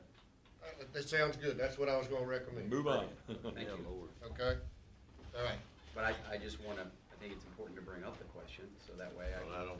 Y'all get together and Great we'll job, Angie. present that Great second job. reading. Yes, Thank you, Angie. Treasurer, thank you. You're welcome. Is that okay? Okay? Yes, but don't touch the farm, that's none of our business. Thank Move All on. right, next, Taylor Wolford. Good morning. Morning, sir. Morning. Looks like first on the agenda is the SAP jail bed service agreement. And what this is, and I've talked about it in past court meetings, the state is going to be raising the per diem for our SAP beds, which we have 40 beds, from $9 a day to $10 a day. So that'll be for 2 years while the money is there. I think it'll stay, but who knows? So we had to go back and amend the contract, and so I'm seeking the court's approval. Make a motion to approve it. Second.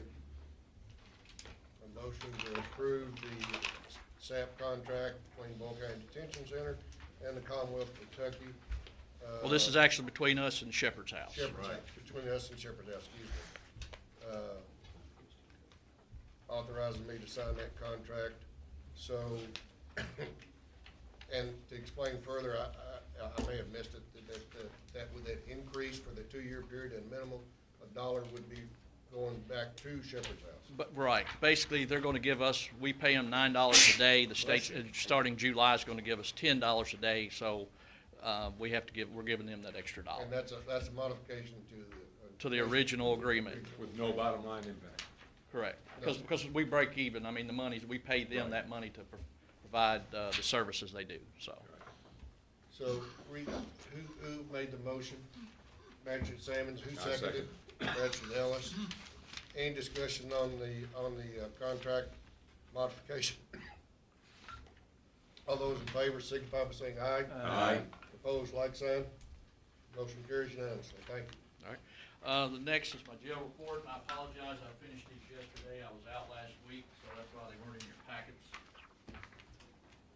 So I've got some numbers, I only have 10 copies, so let me see. I'm gonna share one right here. I think you emailed me one if you wanna save it.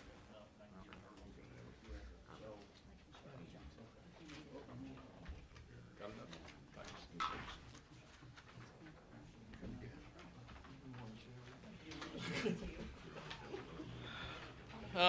So one of the first things is an update on our inmate workers. I'm going to be able to start using our Class Ds to go back out and work without being with their deputy. That'll start July 1. There were some stipulations we had to make. They will not allow them to go out unless they've been vaccinated. So right now I have 5 that's eligible to go out and work. Angie gets the first 2. Mercer County wants 2, and then I have 1 for the Humane Society if they want it. Now, those numbers can go up and drop. I don't know. You know, you can't force them to take the. How many do you have that be eligible for the vaccination? Any reason why they're not getting it? Most of them's been, the health department came out, I think it was on the 18th, and these 5 have been, that's all we have that fit that. So we're still trying to build our numbers back up from where we went through COVID, and Department of Corrections came in, took 2 bus loads out, the governor released people. Well, we finally got our SAP beds full. That's been our priority because that cost us money. So we've got those beds full, so now we're trying to work on finding people that are eligible. But here's the problem. Every jail in the state are trying to pull from the same pool. So it's not there because of all the releases. So it's going to take us a little time to get those numbers built back up. So there's no real problem about, I don't want to take the shot. Well, if they don't want to take it, we'll work them on the inside. Good. So that way they still get their good time, but the only ones eligible to go out, like Barry will still have his crew, Fred, those guys working those crews with them, doing mowing in Perryville Junction, taking care of Constitution Square, other needs in the community, but these other guys will go back working like they were before for the county and recycling, the Humane Society, those things. July 1. So, and then a little bit of bad news, I'm down 6 deputies. I have 2 on FMLA, so that puts me at 35 with 2 being on FMLA, and I've got basically, you know, anybody we hire in those 6 or 7 positions that turn over all the time, you know, they're leaving for more money. Some of them get in there after we do 120 hours of training with them, and we put them out on the floor. If they shadow with other deputies, and they're like, they can't do it. So I just want to make sure, you know, the court's aware of what's going on, the issues we're having. Is money the major issue? It's big, and plus, when they can make money, make $300 a week and sit at home, it's hard. We heard a lot of that last week. Yeah. We did. What's your starting pay, what you starting? We're $12.50, and then after 6 months, I think it goes to $13.10 or $13.13. You know, Aldi's is paying $15. The prison pays more than us, so it's hard to compete with the prison. What's the prison paying, you know? They're around $15 starting out. I've got those. No, I don't have them on top. Last time I talked to Brad, it's like $15, $16, and I've got it on my desk. So it's hard to compete for our job because it's a hard job, 12 hours. You'd say what percent you say depends on the income instead of just work conditions? I'd say the biggest percentage because they'll come in, get a little experience, and they can go somewhere else. They can go to the prison, and we have several. We train them and they leave us. Yes, because they can go to the prison and make more money starting out. So it's a raise for them, then they have experience. So just this week, the Kentucky House and the Kentucky Senate separately have petitioned the governor to remove that incentive not to work. And prayerfully, that's going to happen soon. And here's the thing we noticed, because we use Indeed.com, and that's where we get most of our best applicants. But now we've kind of down to the bottom of the list because we do free. When the checks stopped, the amount of folks applying went up, and then when they reinstated the checks, it's dropped back down. I've had people applying that spent more time in the sales than I have. I mean, that's what I'm getting. Gotta be hungry.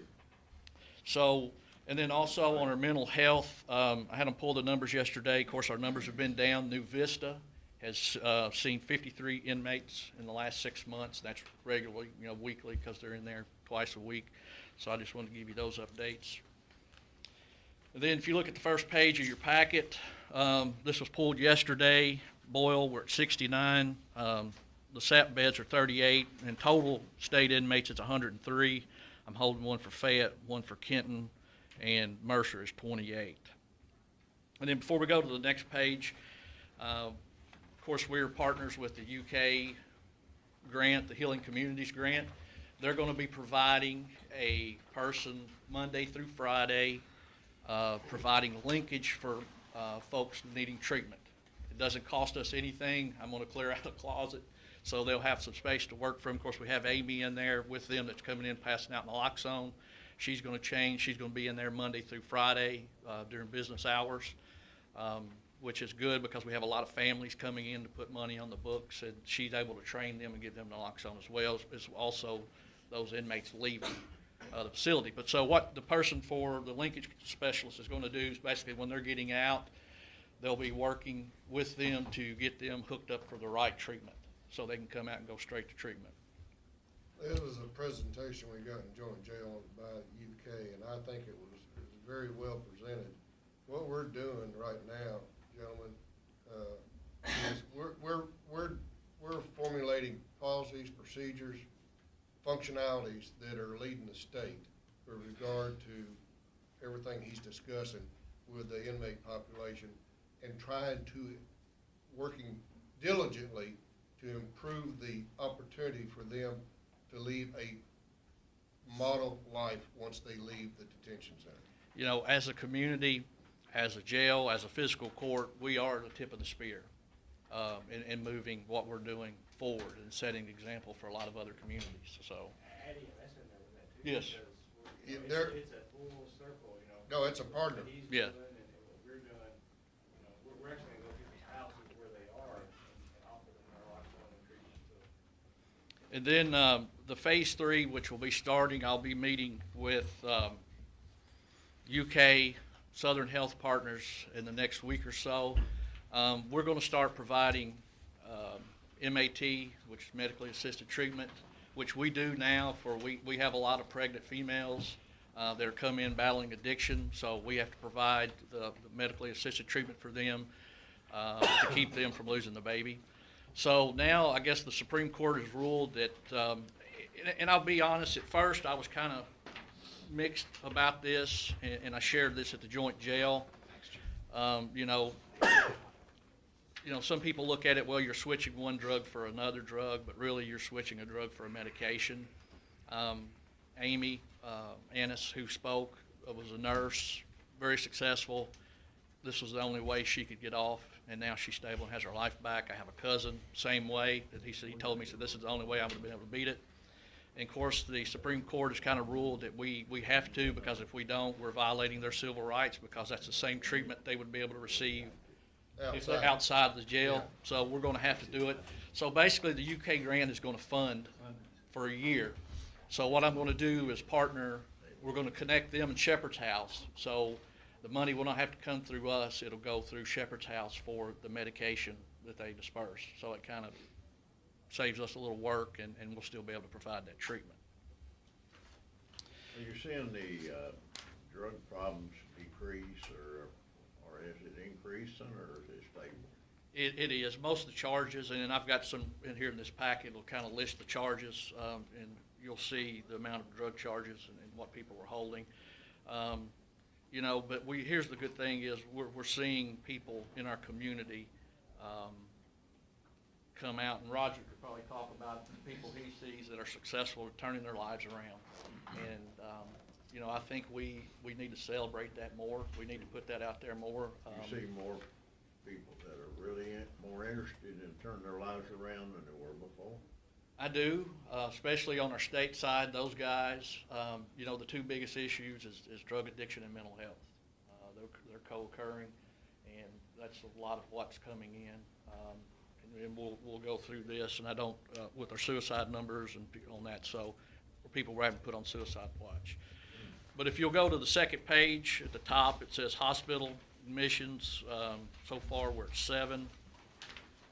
Sent to the emergency rooms, 14. Outside medical visits, 37. And then if you come down to seen by medical staff or sick call, you know, we've already seen 1,792 in just the first part of the year. So well, those are actually till March. TB screens, pregnant females, we've had 5, which we're still, I think, feeling the effects of COVID babies. Number of inmates placed on. I hate to keep. No, that's fine. The pregnant females you have to get in, okay, and they have a baby in jail. What? How can you handle a situation like that? What do you do with that baby? Well, is we have to put them in one med ISO, so we don't really have a med ISO for women, so we have to create a cell, and basically we have to take them to UK because it's a high-risk pregnancy twice a week. So my staff, I either have to send somebody on the floor or call somebody in on overtime. Keep that baby there with them? No, once the baby, they go to UK, the baby's delivered, then social services step in, and she may stay there for a day or two, and then we bring her back, and then social services takes the baby. Okay, thank you, I didn't know. And sometimes if it's a state inmate, we do get to send them to Pee Wee if there's a bed open for them. So you can't get rid of the mother at that time? No. As long as she has charges pending, we have to hold her. We have to hold her. And we have to provide the medical care for her. Okay, thank you. So you can see down at the bottom, on the second, MAT patients, so far we've had 2, most of those have been the pregnant females. Then if you go to the third page, there's a breakdown of charges, the top one with the blue bars. The biggest one is contempt of court, libel, slander. And then the next one would be drug paraphernalia. And then the third one would be possession of controlled substance. And that kind of gives you a breakdown of the charges we see coming in. Down in the bottom left, the green, so this kind of gives you a breakdown of their statuses, how many we have pending, how many's been sentenced, how many's been closed, time served. And then in the red is a breakdown of charges by crime type, so felony, misdemeanor, violations, traffic, those. Then you go to the next page. Who fixed this up for you? I did. It's good, it's a good chart, I like it. You did a good job. I want to Thank you. compliment you on that. Well, that's why it wasn't in the packet, because I was off the week before and I spent most of yesterday working on it. You did a good job. Well, thank you, I appreciate that. And then it gives you the current breakdown by gender, so males, females, breakdown by incarceration status, so it would be the currents, how many were housing, temp. Those could be, have charges in another county, so we may have had them, the other county came and picked them up, or they're out for treatment. So they're still on our books, but they're not inside the building. That's the best way to explain that. And then breakdown by race. And then that is it. Is there any questions? Where's Stanford sending theirs? Stanford is going to Pulaski County. Lancaster is going to Jessamine County. What's the fee, like Jessamine County? What's Jessamine County charging for holding Lincoln's prisoners? Do you have any idea? I don't know. I know we've kind of talked about it at the board meeting, the KJA board meeting, and we're trying to set the price no lower, than $40 if we house. If you could get more, but not to go less because we really lose money under that, especially if we do the medical. And I know one of the things we've talked about before, the court's asked me to come back and talk about, make sure we keep what we're going to do at the jail moving forward and on the forefront. That's one of those things we could look at with housing, because it's a long drive for those guys to go down to Pulaski County. It not only affects the jail, it affects the sheriff's department if they pick one up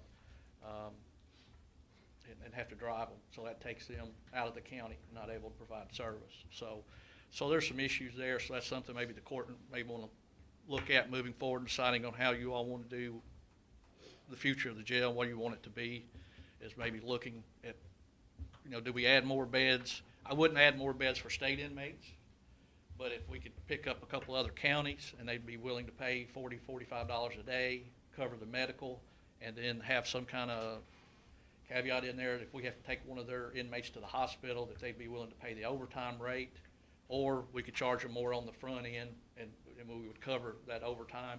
So there's some options there.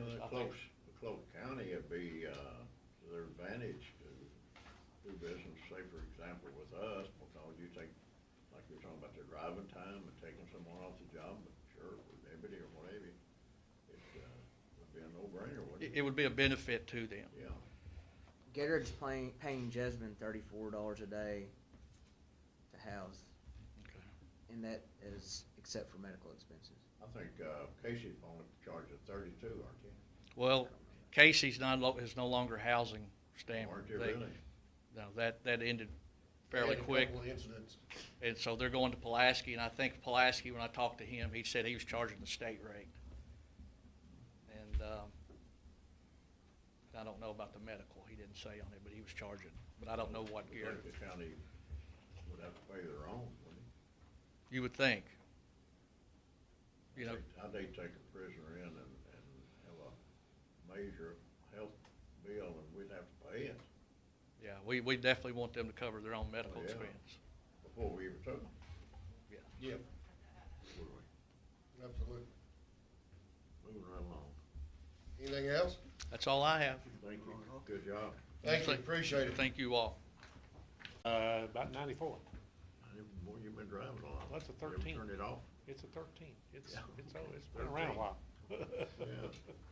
Okay, It's been around longer than you motion think. made to approve it's a bid for a new pickup truck purchase, made by Magic Cullen, seconded by Magic Gill.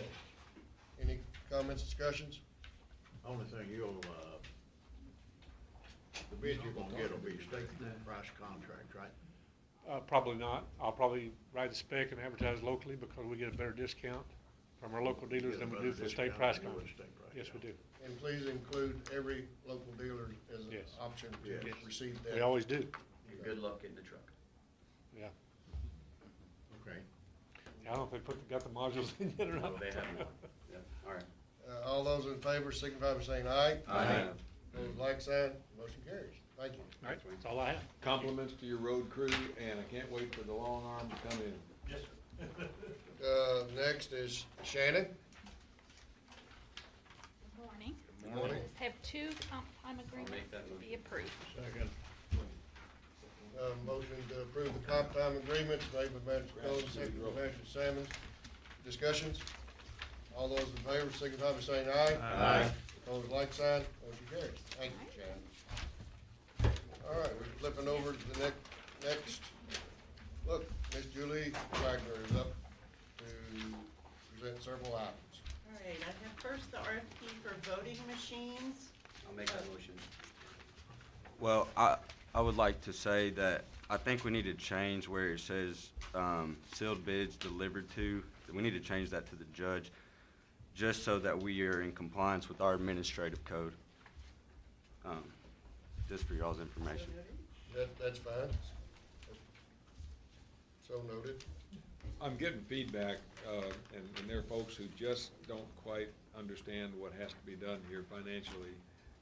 So somehow we've got to get word out about what's going to happen with these new machines and the locations, and what the judge has worked on as well, to become a central location on other issues related to the public. And then specifically on specifications, one, project description, great sensibility or sensitivity. I would add the word disability after 10 disability accessible ballots.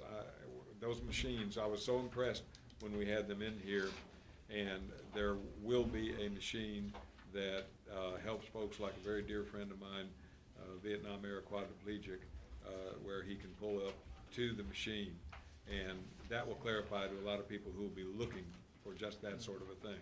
And that's a new innovation. I don't know of anybody in the country who's ever had anything like what we're going to be getting.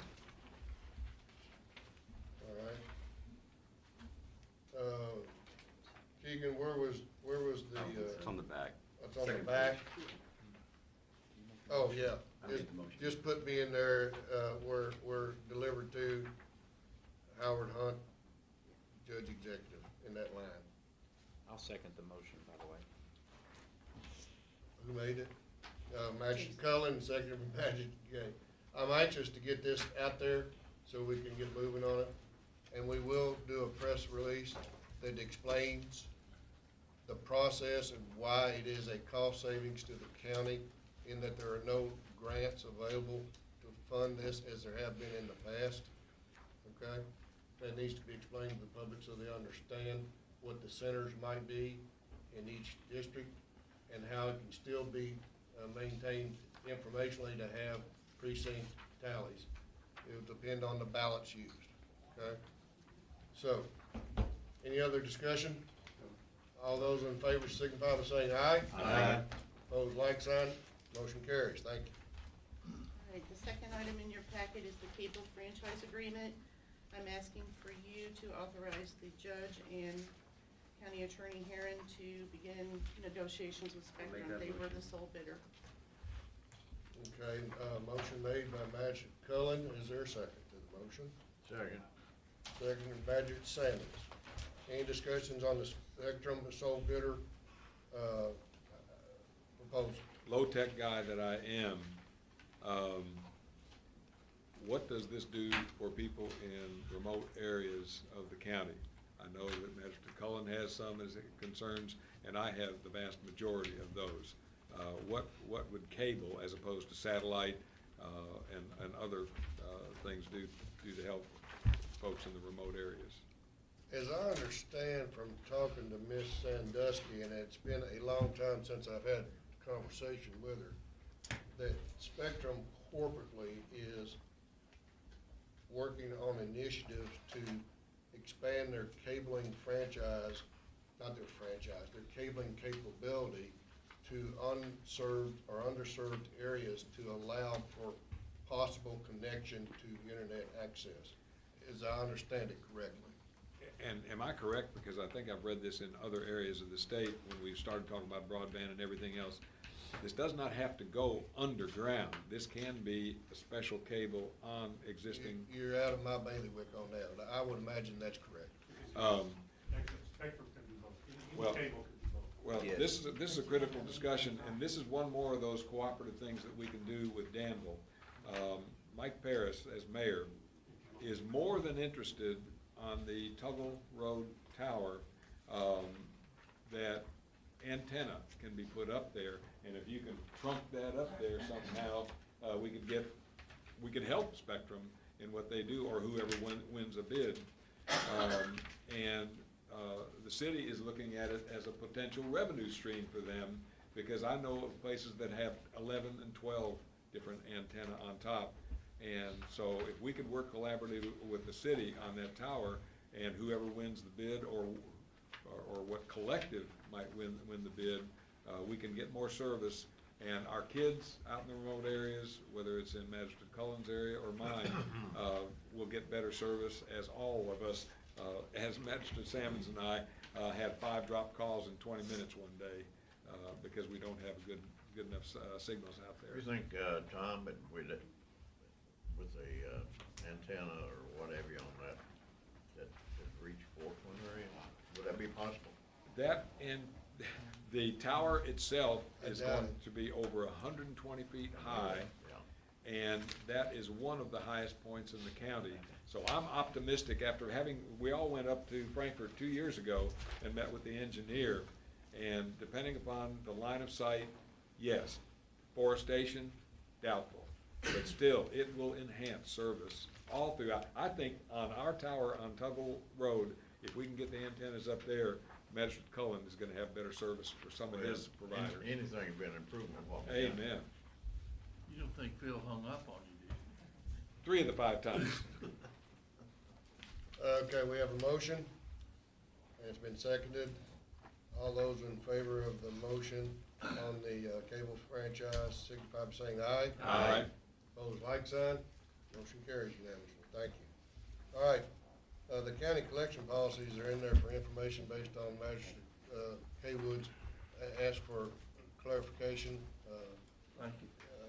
Both the EMS and the occupational tax collection policy. So they're basically, there's no action required, it's just information, okay? Thank you. Yep. What I would suggest to the court is either have both the EMS and the occupational tax in the administrative code, or take the EMS out.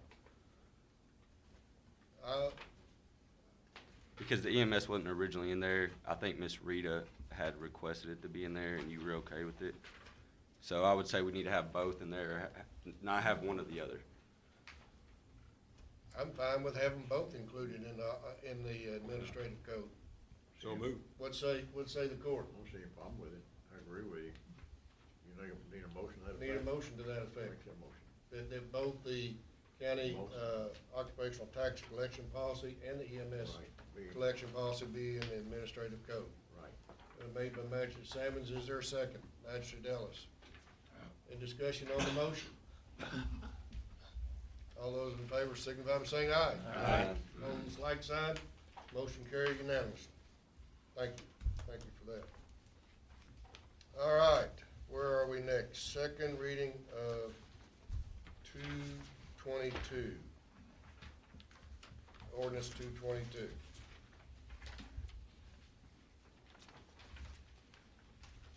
This is the business license.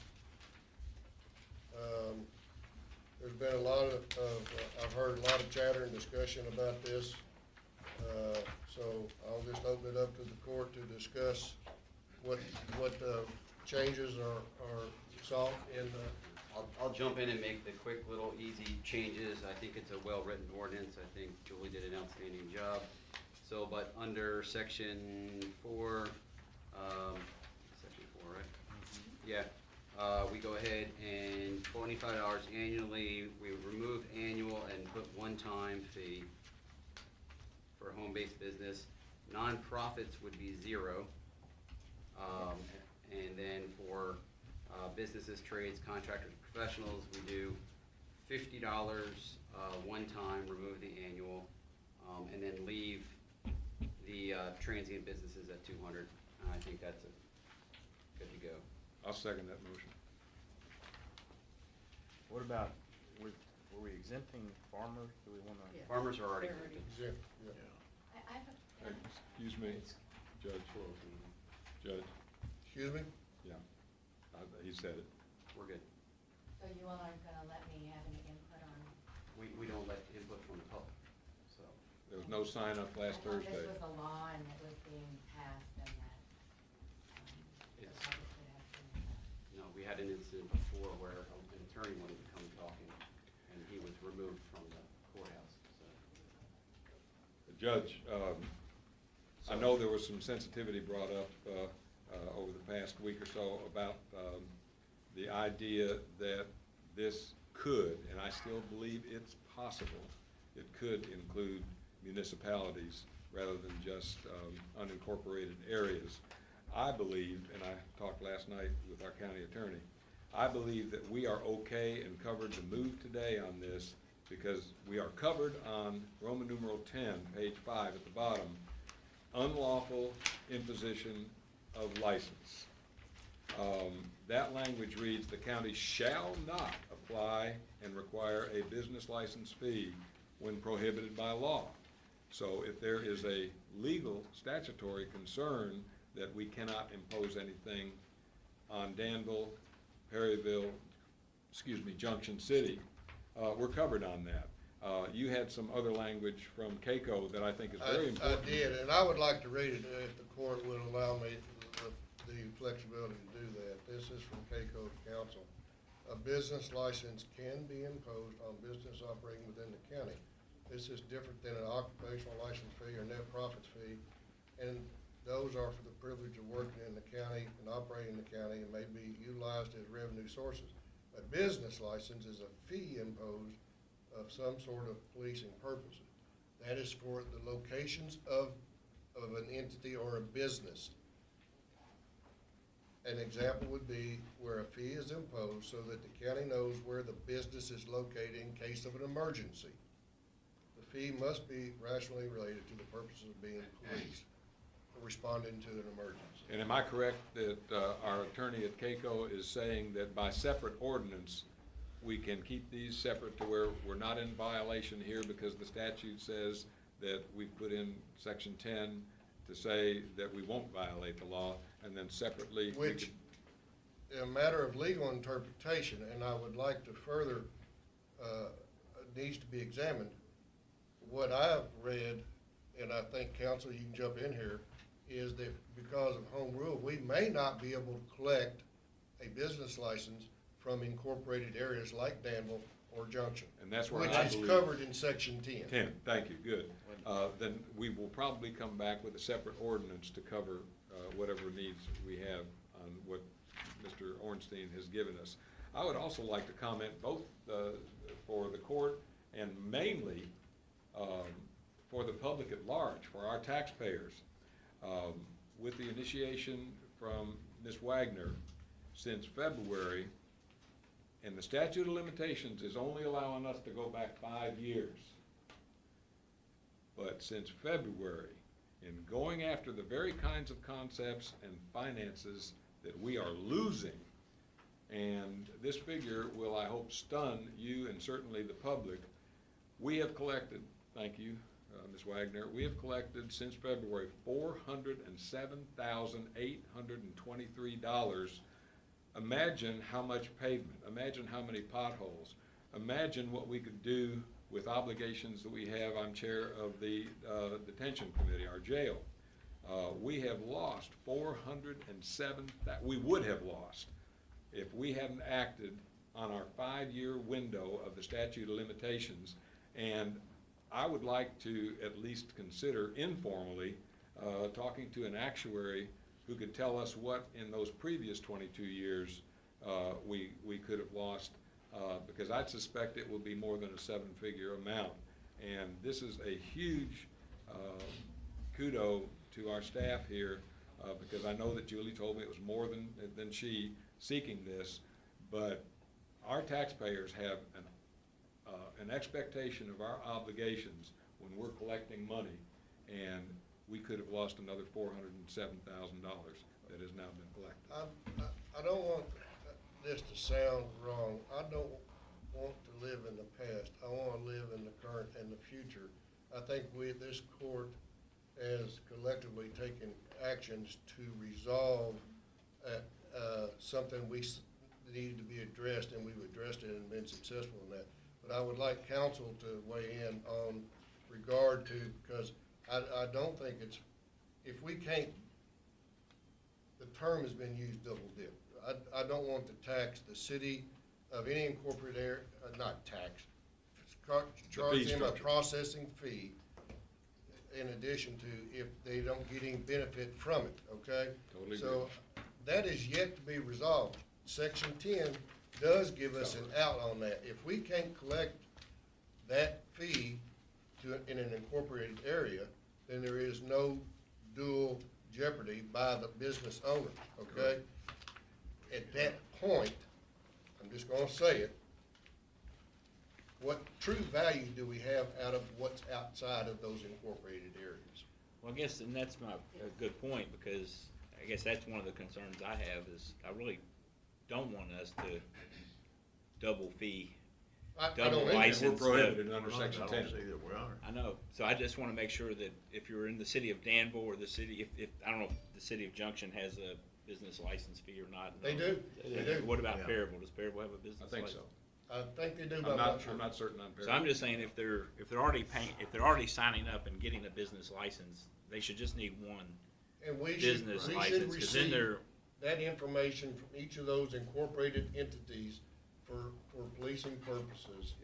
right, so let's just Okay, go ahead and make from that, them. is that part of this? And I mean, are Well, we I saying don't think that? they need to be double dipped, you know, if they're in compliance with, getting their business license, And I agree. I don't think they need to be charged again.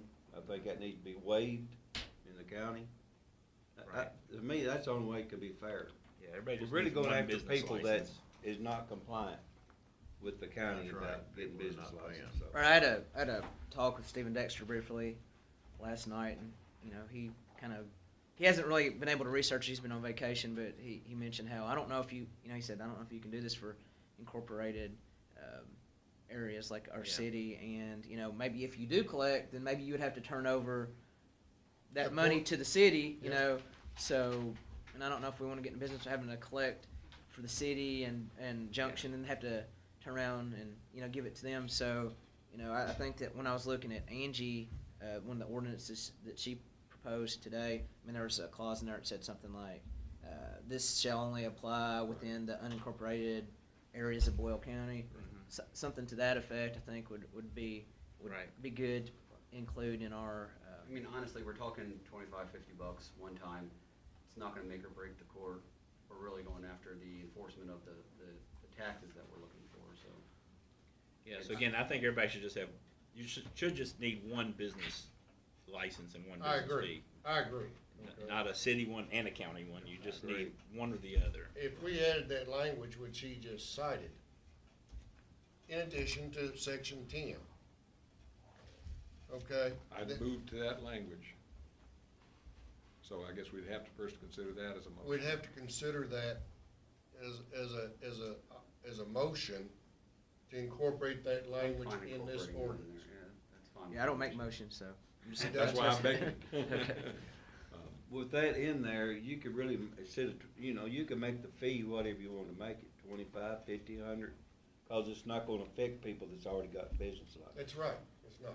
So really, you could raise that part of it. I don't think we need to raise that. I know, but what I'm It's not an saying- income generating. It's not the purpose to, revenue. Yeah, It's not but that you purpose. could do it with, and not affect people that's already got The business. purpose is to get them on the books so that we're not chasing true. $400,000 again. The one question I have is on the transient businesses, do they have to they have to get a business license from the city to? Yes, That, yeah, it's in there. I It's think in they there. do, from the city. Oh, yeah, it's covered. Well, my question is, if you get a business license, are you gonna still be required to get a contractor's license? We No. talked about that yesterday. I don't think you so. do, because I don't This think should so. take That's different completely. this should take over. I think this should be in lieu of a contractor's license. Yeah, because, I mean, honestly, it's not fair for a contractor to have to get a license, but any other home-based business out in the county does not have to get it. I would prefer this, This should be in It's lieu to the inclusive. contractor's license. this would include contractor as a business license, okay? Call the question? Now, there is a separate fee for that, so we are, by this motion, rescinding that fee to be compliant with this ordinance. It's an ordinance, you have to repeal the ordinance. Well, Call for the question. okay, we can address that at a subsequent time. Right. So we're just, what is the motion on now that we're? Well, I guess we need a first motion to include the language to clarify the unincorporated concept. Does Could that you also? state it so I can approve? Well, I guess you'd also have to say unincorporated and I mean, I don't know if it's Junction City and redundant. Perryville. I'm not for sure if they're incorporated or not. But it's a moot point, They though. are. They are? Okay. They are. But, Okay. to me, it's redundant to do it, but if you feel as council we need it, I'd like for point of clarity. I think it'd That's just be fine nice with to me. say, this ordinance shall apply only within to the unincorporated areas of Boyle. So Boyle moved. County. Only applied to the unincorporated areas of Boyle County. Those which are incorporated all have a business license, and we don't touch that. so moved. I already made that motion. Who made the motion? I think he is. He did? Who seconded Second it? it. So does this include, I guess my question is, Magic Cullen. just on that point, or is this gonna include his points about the fees and? To include the fees as mentioned by Matthew Cullen. Okay? As stipulated by Magic Cullen, include the fees. Gentlemen, this will facilitate a review, which we're getting ready to go to next on our administrative code, and we can make changes in that as we discuss it. And this goes back to being the first reading then? This goes back to being a first reading on this, is that right? Or is this? Second reading. Second reading. Second. Yeah, this is it. This is it. I don't know if with these changes, if. No. No, You we can make changes. You have that to approve for the opportunity. second reading. Up until we vote on second reading. Yeah, we have not Call the voted on. question. Does the, section 12 still work well for the staff, which is the effective date, July the 1st? October, let's move that to October. It needs to go to October, that's what I thought you might need more time. I have one more question. On Roman numeral 13, it says that the county clerk caused this ordinance to be published in accordance with the appropriate Kentucky Revised Statute. Is Trilly gonna be doing that, or should that say fiscal court clerk? Because that's a difference. I thought, yeah, I've always thought that Trilly registered the ordinances in the book in the clerk's office. I don't know. She does. Yeah. She does. So add the word fiscal. I mean, No. we it'd be- file I'm in sorry, Trilly's office. a county clerk is correct. I was just making It's got sure it, that yeah. that was right. You're right, yeah. I mean, that's a good Yeah. consideration, but I think that she's the one that registers them in Right. the book. So it's. It's published within the Right. books of the county clerk's office. Okay. Well, I guess we need to include in the motion October 1. Yes. We've got the fees, In we've the got motion, October 1, October 1. and we've got the unincorporated. So moved. Okay, motion Instead of made July and 1. seconded. All those, is there any discussion, more discussion? October 1 instead of July. Yes, October 1. I had a question. So, I think you said something about nonprofits, that fee waived, they still need to apply, right? They need to apply, and they need to have a valid 501c3. All right. Since we've made a lot of changes and we moved the starting date, does anybody feel like maybe you need to have these changes already? Would everybody like to I think defer we're- to the next court Kinda get session a to review the kinda changes get a cleaned up completely? copy. That's I what I really would think- like to see, is it cleaned up and then we move on the second. I think we're in agreement on it, I but think I'd like, to, it's not vague language. It's a date, it's unincorporated, and now I'm having a senior moment. What's the third part? We got a motion, so. And the fees. Well, we have a motion to approve. You already made the motion Yeah. to approve. So, Okay, all right, it's time let's for go. vote. It's not a big issue, I No, just threw it out. I'm fine. Call the question then. Okay, the question's been called. All those in favor signify by saying aye. Aye. Opposed, like sign, and the motion carries. All right, next, gentlemen, we need to go to, ladies and gentlemen, we need to go to the administrative code. So let's address what we just did in the administrative code for inclusion and correction. I'll make that motion. Second.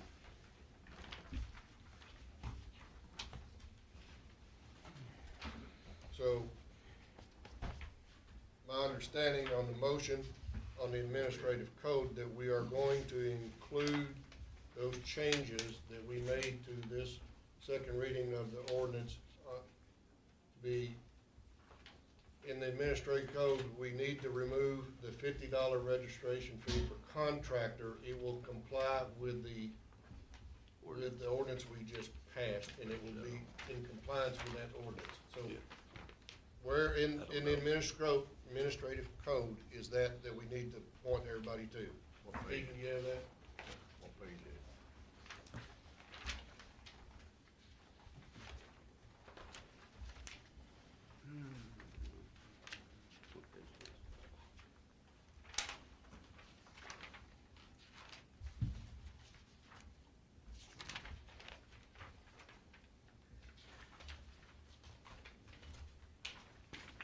about the business license? No, Yeah, you're talking about we're talking about the contractor. contractor's license. Okay. That's an indefinite It's an ordinance. It's in an ordinance. It's An not in ordinance. the Not in the administrative code. administrative. It's not in the It's in administrative. the building inspector's ordinance. It's in our ordinance, Judge. Okay. So we will have to rectify that ordinance. Right. Uh, I've already uh, asked Julie to put that on the agenda. Okay. With your approval. Yes. We'll put that on the next court session to amend that ordinance to be compliant with this that was just passed. What else do we need to make changes in the administrative code? I was gonna point out, sorry. Go ahead. No, you got it. Go ahead. Go ahead. All right. The first one that I have is we approved something in the last meeting that is against KRS, and if you all want me to read it, I will. Let us all read at the same time. Where we looking? On procedures for the deputy judge, The, what section? What section? 110, page 6. Page 6.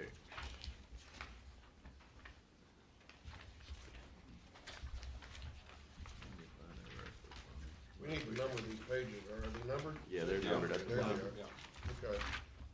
Page 6. Oh, what? So we changed that last time to say, or a county administrator, and if you want, I'll read the statute to everybody. But KRS 67.711, notwithstanding the provisions of KRS 67.710, the county judge executive of any county may appoint a deputy county judge executive and a reasonable number of other assistants, secretaries, and clerical workers within the office of the county judge executive as determined by the fiscal court, who shall serve at his pleasure. The fiscal court, pursuant to KRS 64.534, shall fix reasonable compensation for the deputy county judge executive and such other employees. That's what that should read. Rather than county administrator, other such employees, is that what you're saying? Well, I'm just saying, that is the statute That's the right there. statute. I just read you all the statute. Did you review that? Which one are you saying, 67 point? 67.711. Because we want to be compliant with statute.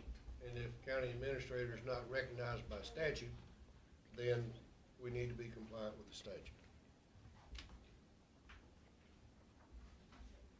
I think it's not fair to county attorney, let him review this and then get back to us. So we can table this to. I think it's appropriate that we table it. Okay, I would agree. We will table this to the next court session and bring this up with the changes and amendments that we need to make. Excellent. Is there anything else that needs to be discussed with relation to the, One more thing. Oh, not that. to the I got- administrative code? Yeah, I got one more thing. Okay. Yes, please. On page 29, section 640, I think we either develop it or forget it, because it really doesn't say. What are we doing? It's not defined in any way, process in any way, What number? disturbing On page meetings, 29. 640, page 29.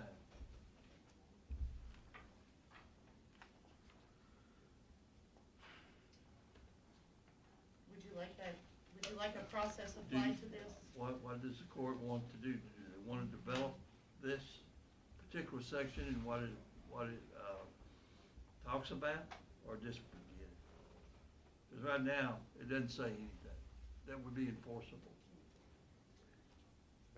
I'm sorry, what are you talking about? 640. Disturbing 641, disturbing meetings. 642 on 29. I say we keep it. Well, then define it, Yeah. because it doesn't define anything. What do you mean? It shall be unlawful to disturb any meeting. What's in unlawful? fiscal court. Define unlawful in this. Well, to kind of counter the need to make change, as we heard the statute that Mr. Hinkle read a moment ago on what the judge can do about personnel, a reasonable number of people, how do you define that when you've got 30,000 people versus Louisville that's got 1,750,000? So I think we could find those things all throughout our administrative code, although I think last year and the year before, we cleaned up a lot of that. I'm not sure that And I would tend Tom, to- just for the clarification, it says within the judge executive's office. I understand, Oh, but it yeah. still said reasonable. Well, I might think the judge Reasonable having 3 nature. more people would be reasonable. Right. But the public out there Well, I was saying paying it's not taxes. about the amount of people in the county, it's the amount of Oh, people I in know, office. but we know who we hear from.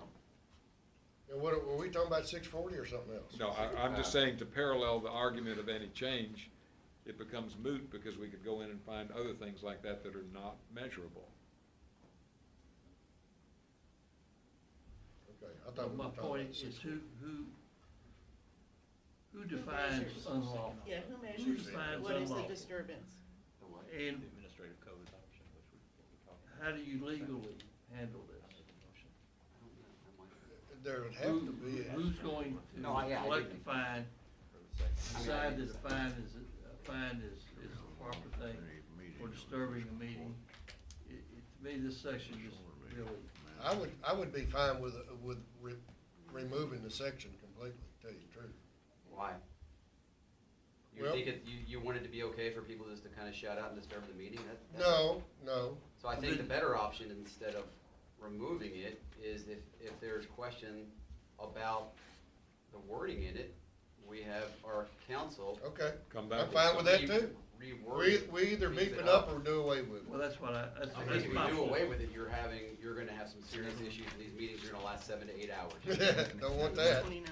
So, Council, can we look at improving the language in that section? Some meat on the bone. 29, Page 640. 29, extra 640, Yes. 40.1, and Chris, I would love to have a conversation with you about it, because I still don't see the issue with it. I mean, unlawful is against the law. I mean, that's All right. We just my need to interpretation of it. clarify it, we'll clarify it. We never had a problem before, why would we even need it? So, we're We gonna haven't had any take, problems before because it's in there. we're gonna table this to include those If we language remove it, then changes. we can no longer say to the Council public come that back and get with us then. you can't. No, you can't remove it. I sir. made one Yeah. other note when we one time talked about a social media clause for everybody. Is that going? That should be in here. Should it not be in? So as that's part of something that? we need to discuss. Okay. And I would like to get a recommendation from KCO on that if we don't Amen, already. because that's First Amendment. It is. I have that slated to be discussed in the personnel policy, because all of our committees, everybody has to adhere to the personnel policy. Okay, it Would could be be there, more it could be there in appropriate lieu of this. We just talked about doing it Yeah, somewhere. we need to do it. We need to address it. do Okay. So, Go in the personnel policy? Yes, Okay. that's fine. And on that, on the personnel, I have one more thing under the administrative code. Okay. On page 15, 15? we need to either change the title to payroll officer, or we need to change the job description to payroll, or to employee assistant. It either needs, right now, we have an employee assistant officer in here in the admin code. In the admin code? But the actual title is a payroll officer, so if we want to change that, we need to make that employee assistant and not payroll officer. That'd be in Isn't that what this does by changing it? Well, I'm just saying our job, I mean, I guess, I'm just saying, the current job description says payroll officer, that Right, is, that's, so if we're we. working on that in the personnel Right, policy. that's why I brought it up. But this says what responsibilities, and payroll is all over that for the employee assistance officer. I think by changing the nomenclature, which the court has agreed to, and my recommendation, that we will change that in our I'm job just- description titles and stuff like that. I'm just bringing it to the table, Is that just to good? let you all know. Yeah, that's good with me, I'm just We're on. giving you the information. No, that's a good catch, that's a good catch. We need to correct that where it needs to be Yeah, corrected. it's on our list. Okay, so I move to adopt this, and Magistrate Cullen moved or seconded. Are we now moving to table it, or how does that proceed? Do y'all wanna see the changes in final draft before you approve I would the think so. administrative code? Yeah, is a motion necessary, since we're gonna, Well, now, they made a motion to, what, That was what, I just wanted to make sure we knew that we had a motion on the table to adopt it, and it was seconded, and we've been in the discussion, and just wanted to make sure that, I don't know what the next step is Procedurally, either, procedurally. if the court would prefer to see the final with the changes and discussions that we've made to the administrative code, to include the language or 640 and other things, I would entertain a rescission of the motion if I'm good that's with the that. court's pleasure to table it to see the new language recommended. I'm good with that. I You can rescind withdraw? my motion. Yes. Magistrate Cullen, It's fine. Good. so you all rescind that and we're gonna Yeah. table it to review next time. Yes. Is there anything in here regarding, since we have like some new things we've added, like say, like the Chronos, is that covered in here about timekeeping, Personnel policy. personnel policy? Personnel policy. It's on my list. I do want to point out, I keep trying to say, I've got one thing on page 23E. At our last meeting, towards the end, I believe, we discussed before we issue a contract or engage in business, make sure that everybody is current with the tax office and registered. So page 23E is the language for that thought that we talked about previously. So you're saying it would be redundant to work on it? No, no, No, no, no, no, no. no, no, I'm Because put- it's it's never there. been in here. It's And- not, you've not seen that Yes. before. It says, Yes, and I so just good want you to standing. know that that's what I wrote. I think This that's is very new. appropriate. So I just wanted to Yeah. point that out. Okay, good. Thank you.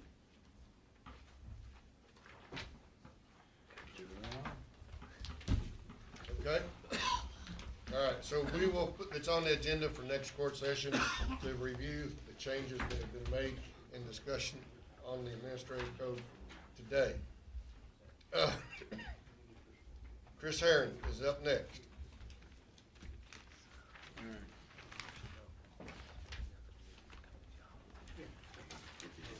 Sorry, I got a lot of paper. All right, here you go.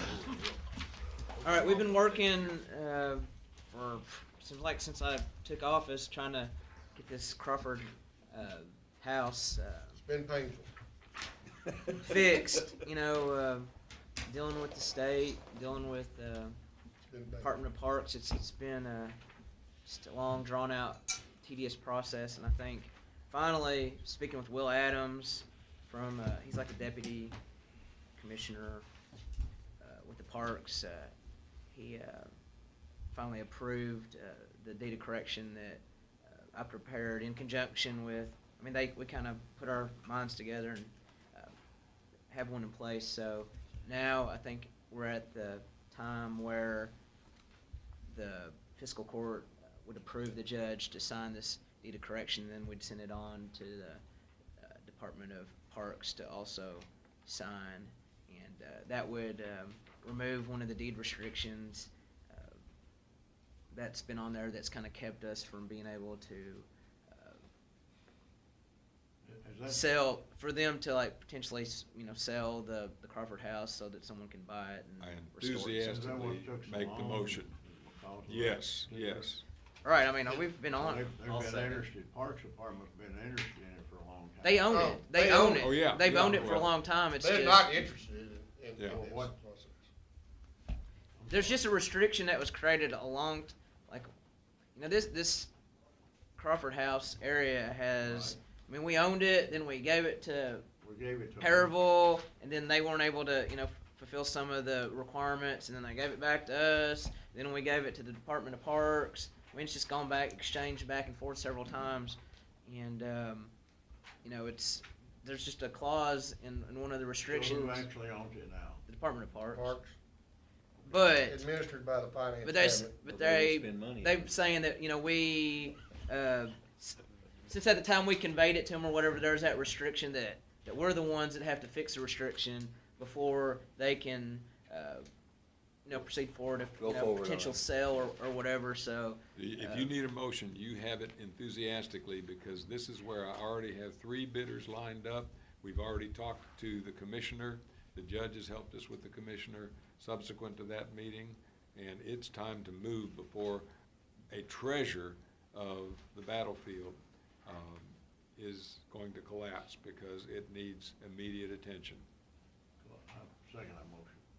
Thank you. A motion made by Magistrate Ellis, seconded by Magistrate Sammons to approve my signature on the deed of correction on the Crawford house that moves that project forward.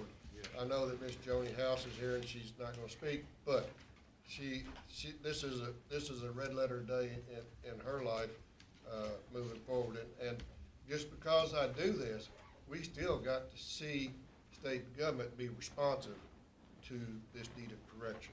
I understand, Okay? but it's a move forward that's long in coming. Thank you. Any discussions? All those in favor signify by saying aye. Aye. Opposed, like sign. The motion carries. Thank you. All right, next. There's another, we got contacted by an attorney, Mark Franklin. He's with Dinsmore and Shoal LLP. That's a law firm out of Louisville. And it's still at Center College. I think you probably have this in your packet. The college recently issued new bonds to finance a project that it's, they're always doing projects at Center. But they reissued new bonds, and I guess there was bonds that were issued back in 2017, and all the way back to 2007. Right. So that they want to, it's kind of like giving more collateral with these bonds. I get in case of default.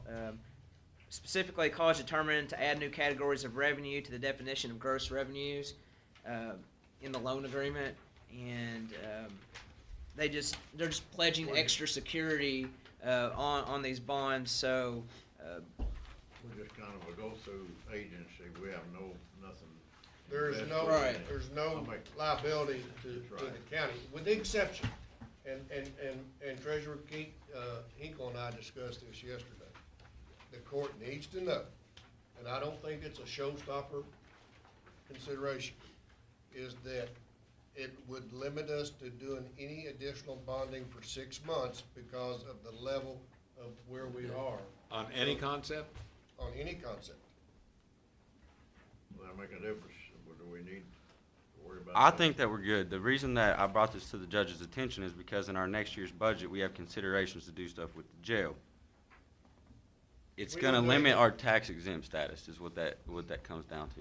And we would have to talk to our financial advisor, I cannot talk, RJ Palmer, if we wanna do anything. I'm good with this. I'm just bringing that to your all's attention.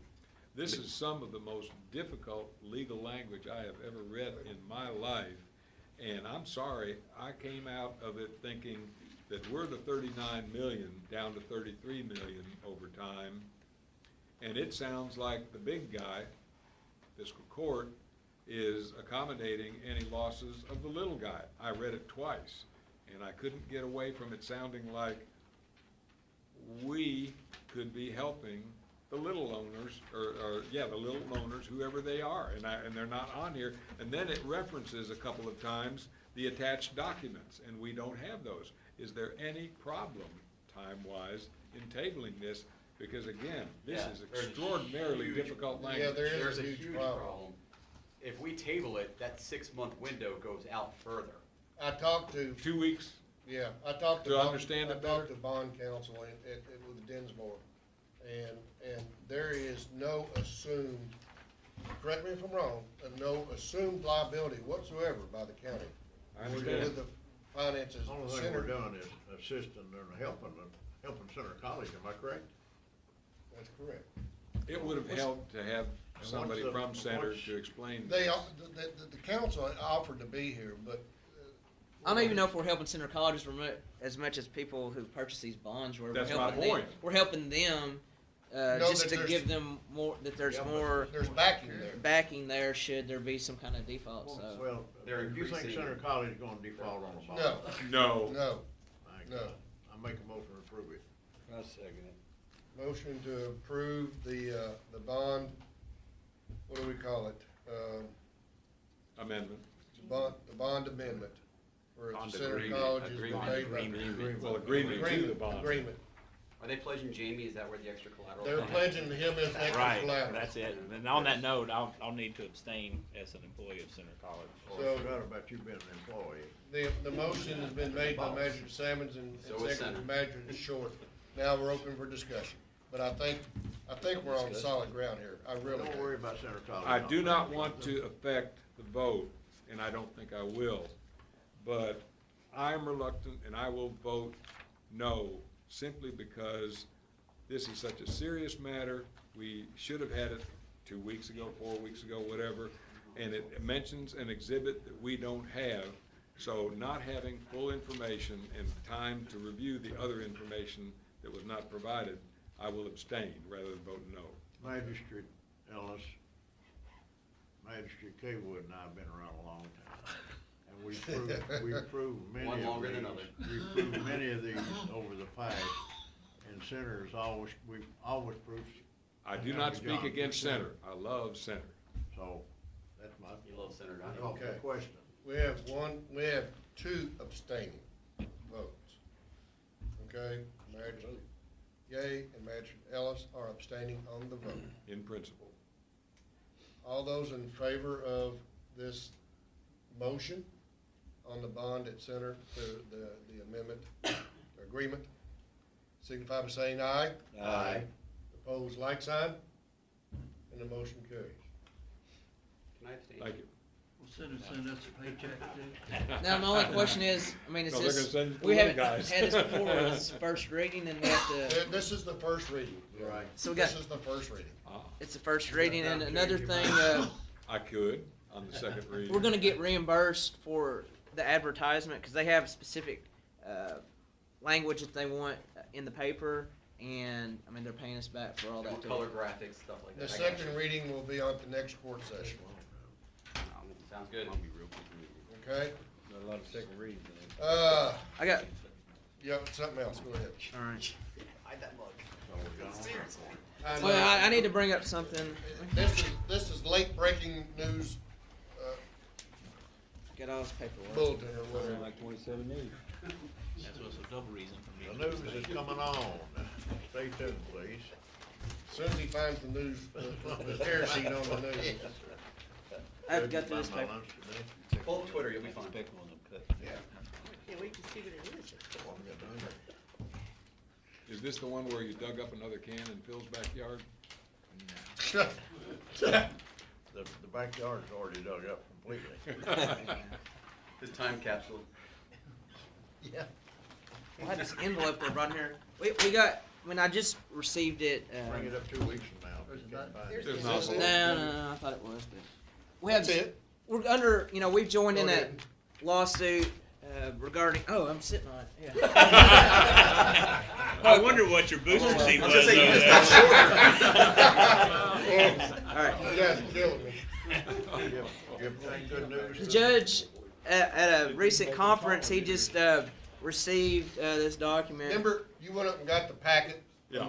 from the podium? titled opioid settlement. All right, so if you remember, you know, there's a big lawsuit against all the pharmaceutical companies, by, and we joined in that lawsuit. Not every county has done so, but I mean, our state and so forth.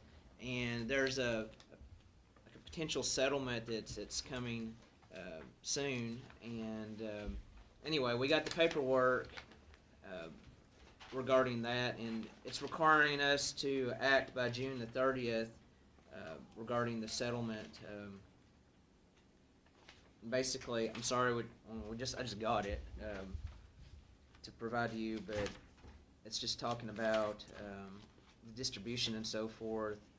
50% of the distribution is going to go to the Commonwealth, and 50% is going to go to the participating local governments, regarding the opioid funds, and they have a kind of breakdown of, and they go by, the percentages determined by how many deaths you had in your county, and so forth. Inmates? Percentage allocation each participating county and its constituent, the number of persons suffering from opioid use, the number of overdose deaths that have occurred in the county, and the amount of opioids distributed within the county by morphine milligram equivalent.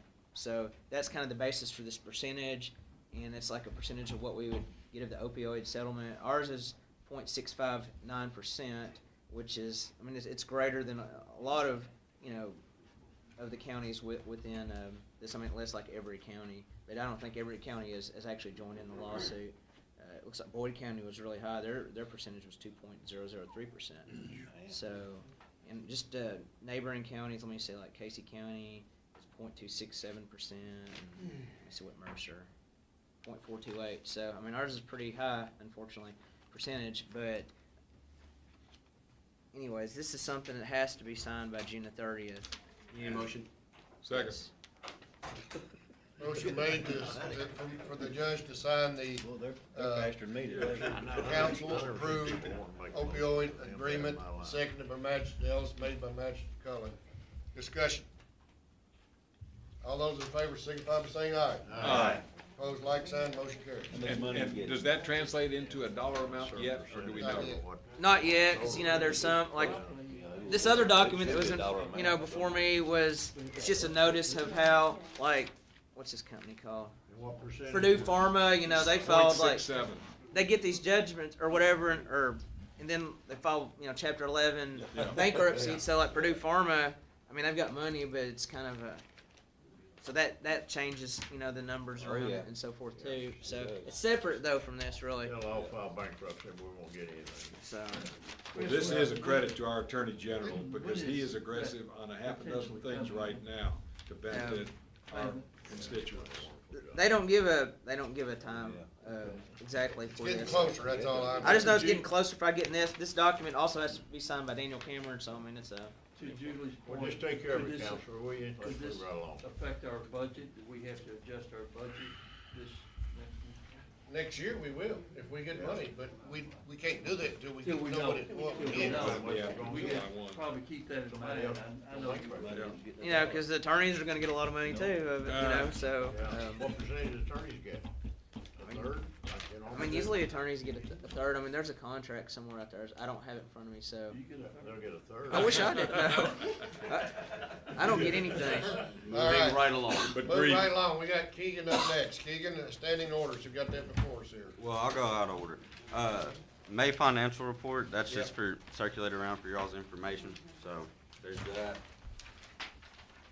And then, I just need you all to approve our annual standing orders, and as I mentioned last time, there was only one change, and that was from, us acquiring, the land in Perryville that I took off, that we got this year.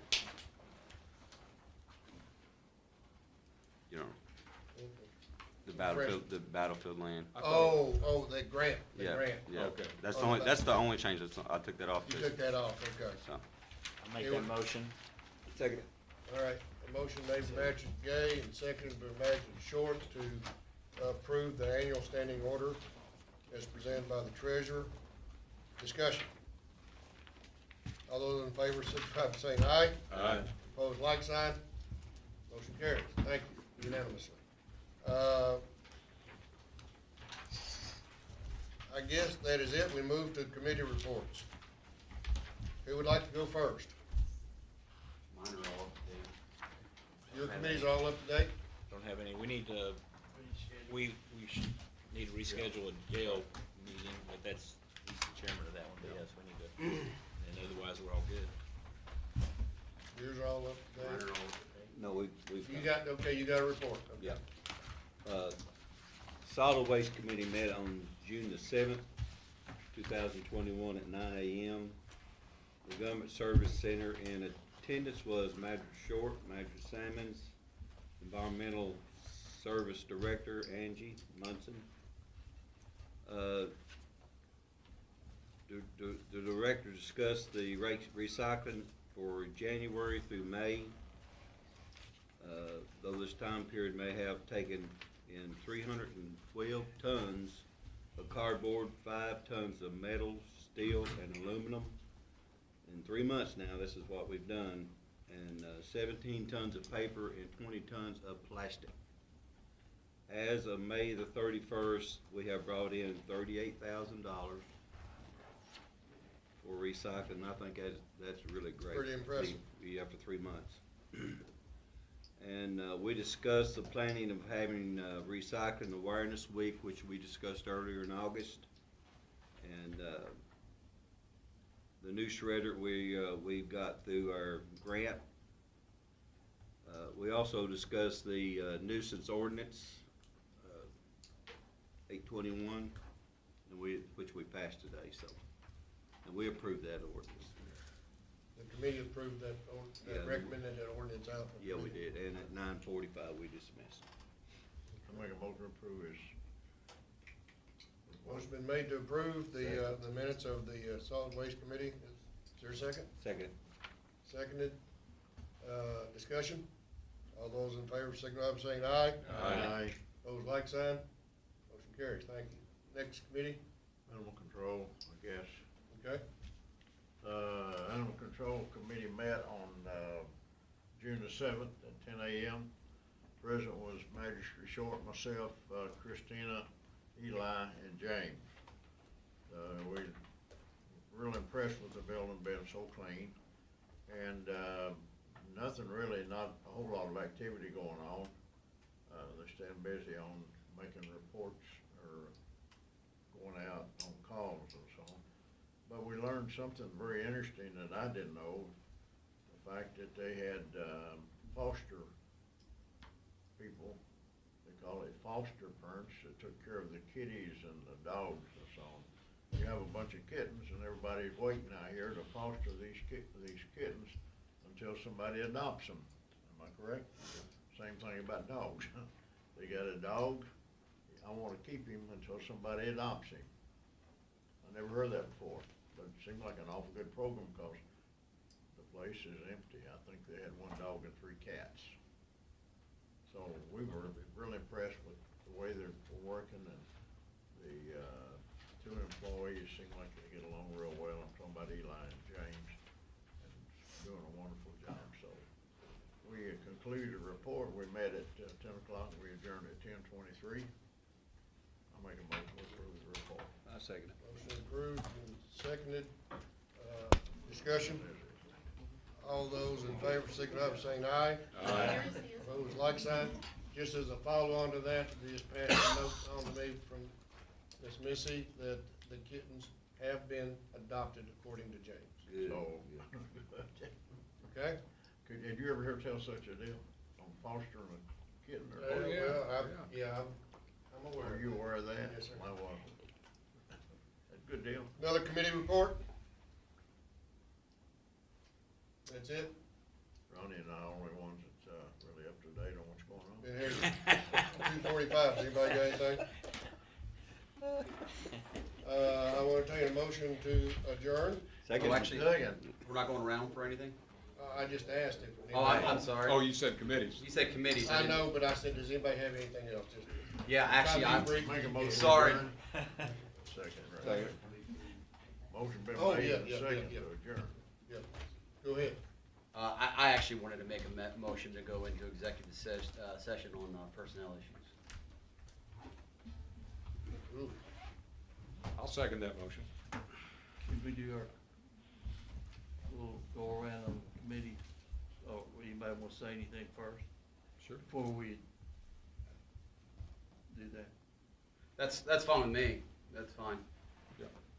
I didn't think we were doing that because we were adjourning, so. Okay, is that all you got? Let's go. What do you got? I'm good. Patrick Short? Anything? Bill? No, sir. John? Yes. I think we all got the minutes from CVB board meeting of May the 3rd.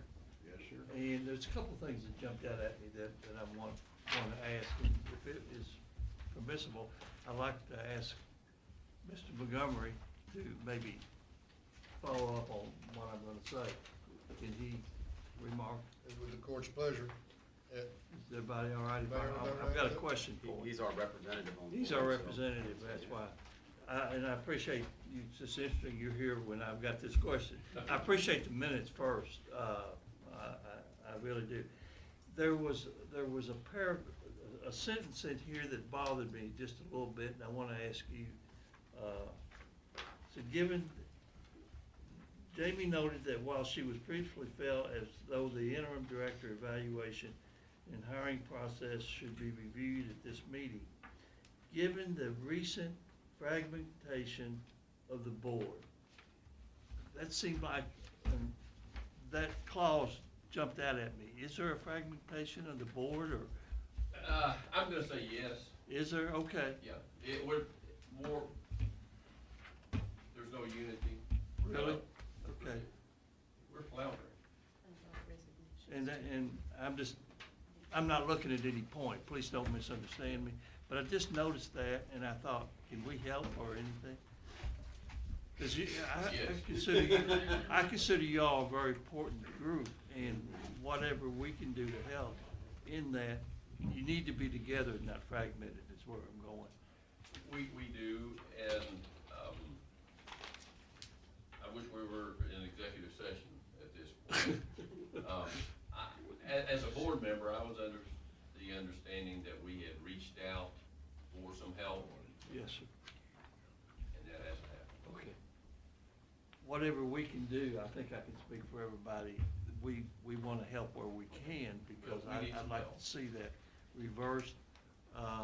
The other thing that Next jumped meeting at, is the 29th.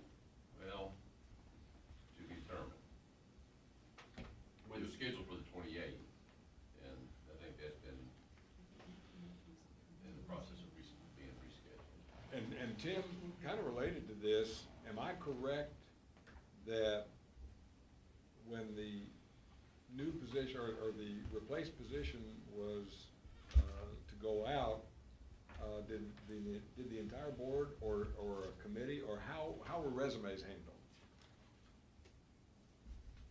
Poorly. Okay. I wasn't prepared. and I know that, I didn't know you were gonna think. This is why you get the big bucks. The resumes were sent to a board member's business address, which I hope the board assumed, or I assumed the rest of the board thought that was inappropriate. The whole procedure was handled very poorly. That position is an important position in this community. And moving forward, we want to strive to get the best candidate, absolutely, and the best candidate may already be there, but we don't know that at this point.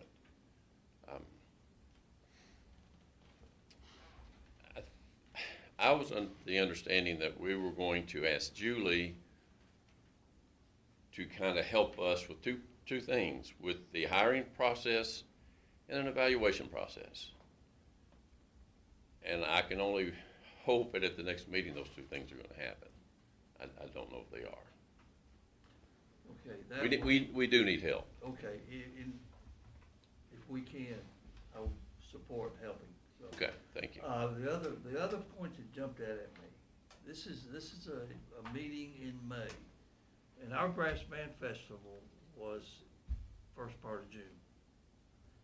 Nowhere in the minutes do I find any mention of the brass band or any conversation, and that kind of jumped out at me as an important event, which I think it's time to show off, if you excuse me.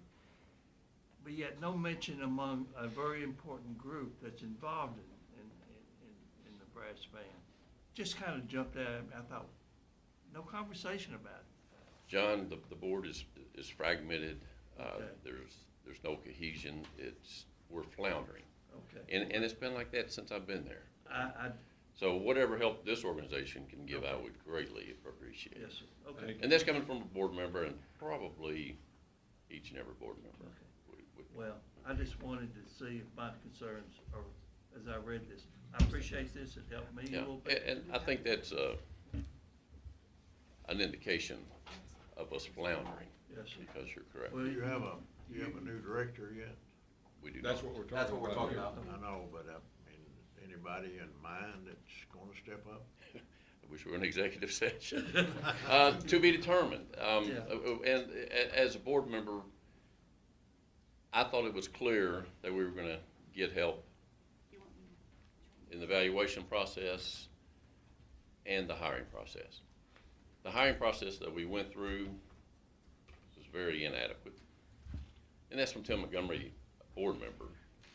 But we represent, the taxpayers.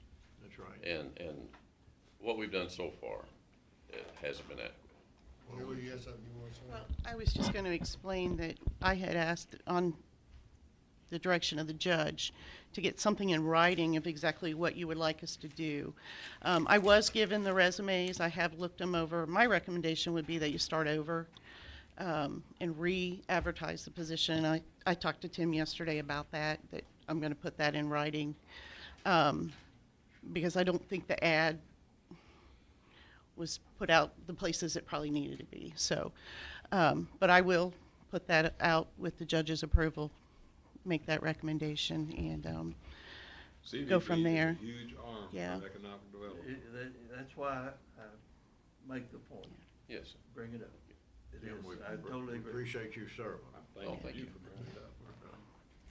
Yeah, thank you. I know you've had some Yes. troubles and concerns. This is not your first board. You've served on significant boards in the past, so I feel confident that you're trying to help lead this board in the right direction. So Stick with it. Thank you, thank you. Thank you, guys. I know I was gonna have a speaking part today. I didn't mean to put you on the spot, you just happened to be sitting over there. So, thank you, sir. Okay, thank you. The other question I have, and then I'll quit. Next will be a question for Tom We, Time. we discussed and talked about what we could do with Constitution Square, and I think we said that we had to be careful because of the way it was funded. Did we ever get an answer as to whether it affected what we might do down there? I haven't had a chance. No, we haven't had a chance to really do that. We hadn't talked about it for a while, I'll bring it up. Thank you. I do know the CBD has moved out of Grayson Tavern up into the second floor of Goldsmith, so that will be available for something. Where they moved to? Upstairs above the gift shop. Gift shop. Thank you. should save us $7,000 a year in heating. The only thing I'd like to do is compliment the gentleman to my left for the duress that he has put up with on mowing, because we've had some mechanical breakdowns. We've had inordinate spurts of rain. I think this year the good farmers are gonna get a third cutting of hay because of that, which means that we've completed one circuit and we've already started on the second circuit of mowing, and it's only June. You're talking about the second cutting, Tom, not third. No, he's saying we might get a third cutting. We'll probably get a third, is what he's saying. Yeah. If the farmers get it, Dwayne's gonna get it. We get second. Okay, I've got a couple things that we need to do if you're done. Are you done? Yes, sir. One real quick, easy one today. The Transportation Cabinet has closed Kentucky 34 in Boyle County for, which is between Lebanon Road and Parksville, closed from 8 to 3:30 for work. Just making that known for anybody that's watching today, that's closed out there. The second thing is, we need to have a second reading and approval of our budget, which we will do on a special call meeting, 29 June, like we did last year, okay? And it should be, it'll be what it'll be. It shouldn't take long to do what we're doing, because the first budget has been approved by DLG. Good. Can we make that early in the morning, not here, 1 o'clock? Why not say 9 o'clock on 29 June? Great, or 8 o'clock. Is that a rate? Let's say 9 o'clock, the staff comes in at 8:30. Judge, you might point out that this was because of DLG. Well, absolutely, this is not any fault of the counties whatsoever. DLG, I've got an email, I should have brought that here to read to everybody. They accepted responsibility for not a timely response to our efforts by the treasurer in early June. And they said because of their work from home policies and other things, it is what it is. It took a long time. It has been approved. It was approved, I don't even know what the day is. It was approved about The 16th. The 16th? Okay. It was approved the 16th of June. So we'll do that at 9 o'clock on the 29th in here. Send out some notice. Reminder might be sent out. Yeah, we'll do a reminder, Missy. We'll send out a reminder on that. Yeah. Texas. Anything, huh? She's gonna Texas, I'm sure. Okay. There be nothing else, I entertain a motion in that. Well, we can't adjourn until after we go into executive session, so.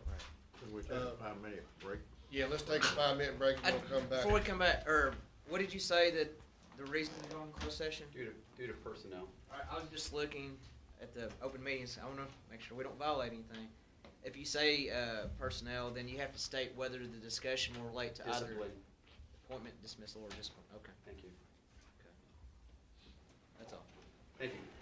Can we do a personnel We'll go committee grab meeting another after donut. the cold meeting? I'm eating breakfast today, and y'all are killing me. Could you and Ronnie just stay next I'm having fun. See you, man. Could you stay after the special call meeting, we'll do the personnel committee?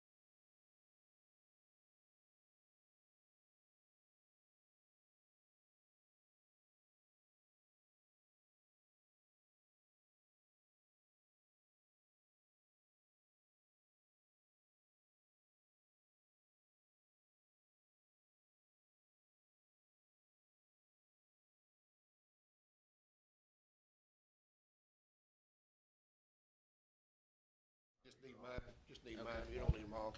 So we can say yay to adjournment. Yeah, just shout loud. I move we go back into session. He's ready, I'm waiting on him. All right, we're live now. Okay, I move that we go back into regular session. Second it. all right, we have a motion to come out of executive session and go back into regular session made by Manager Salmons and seconded by Manager Short.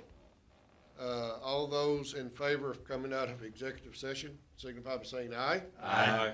Opposed, like sign. Motion carries unanimously. Next, I move we adjourn. I will state before the motion that has been made by Manager Salmons to adjourn. Second. That we have taken no action in executive section. Executive session. Okay? We have a motion to adjourn by Manager Salmon. Is there a second? Second. Second by Manager Ellis. All those in favor, say aye. Aye. Gentlemen, we stand adjourned. Thank you. Thank you, Judge. Jason, bye.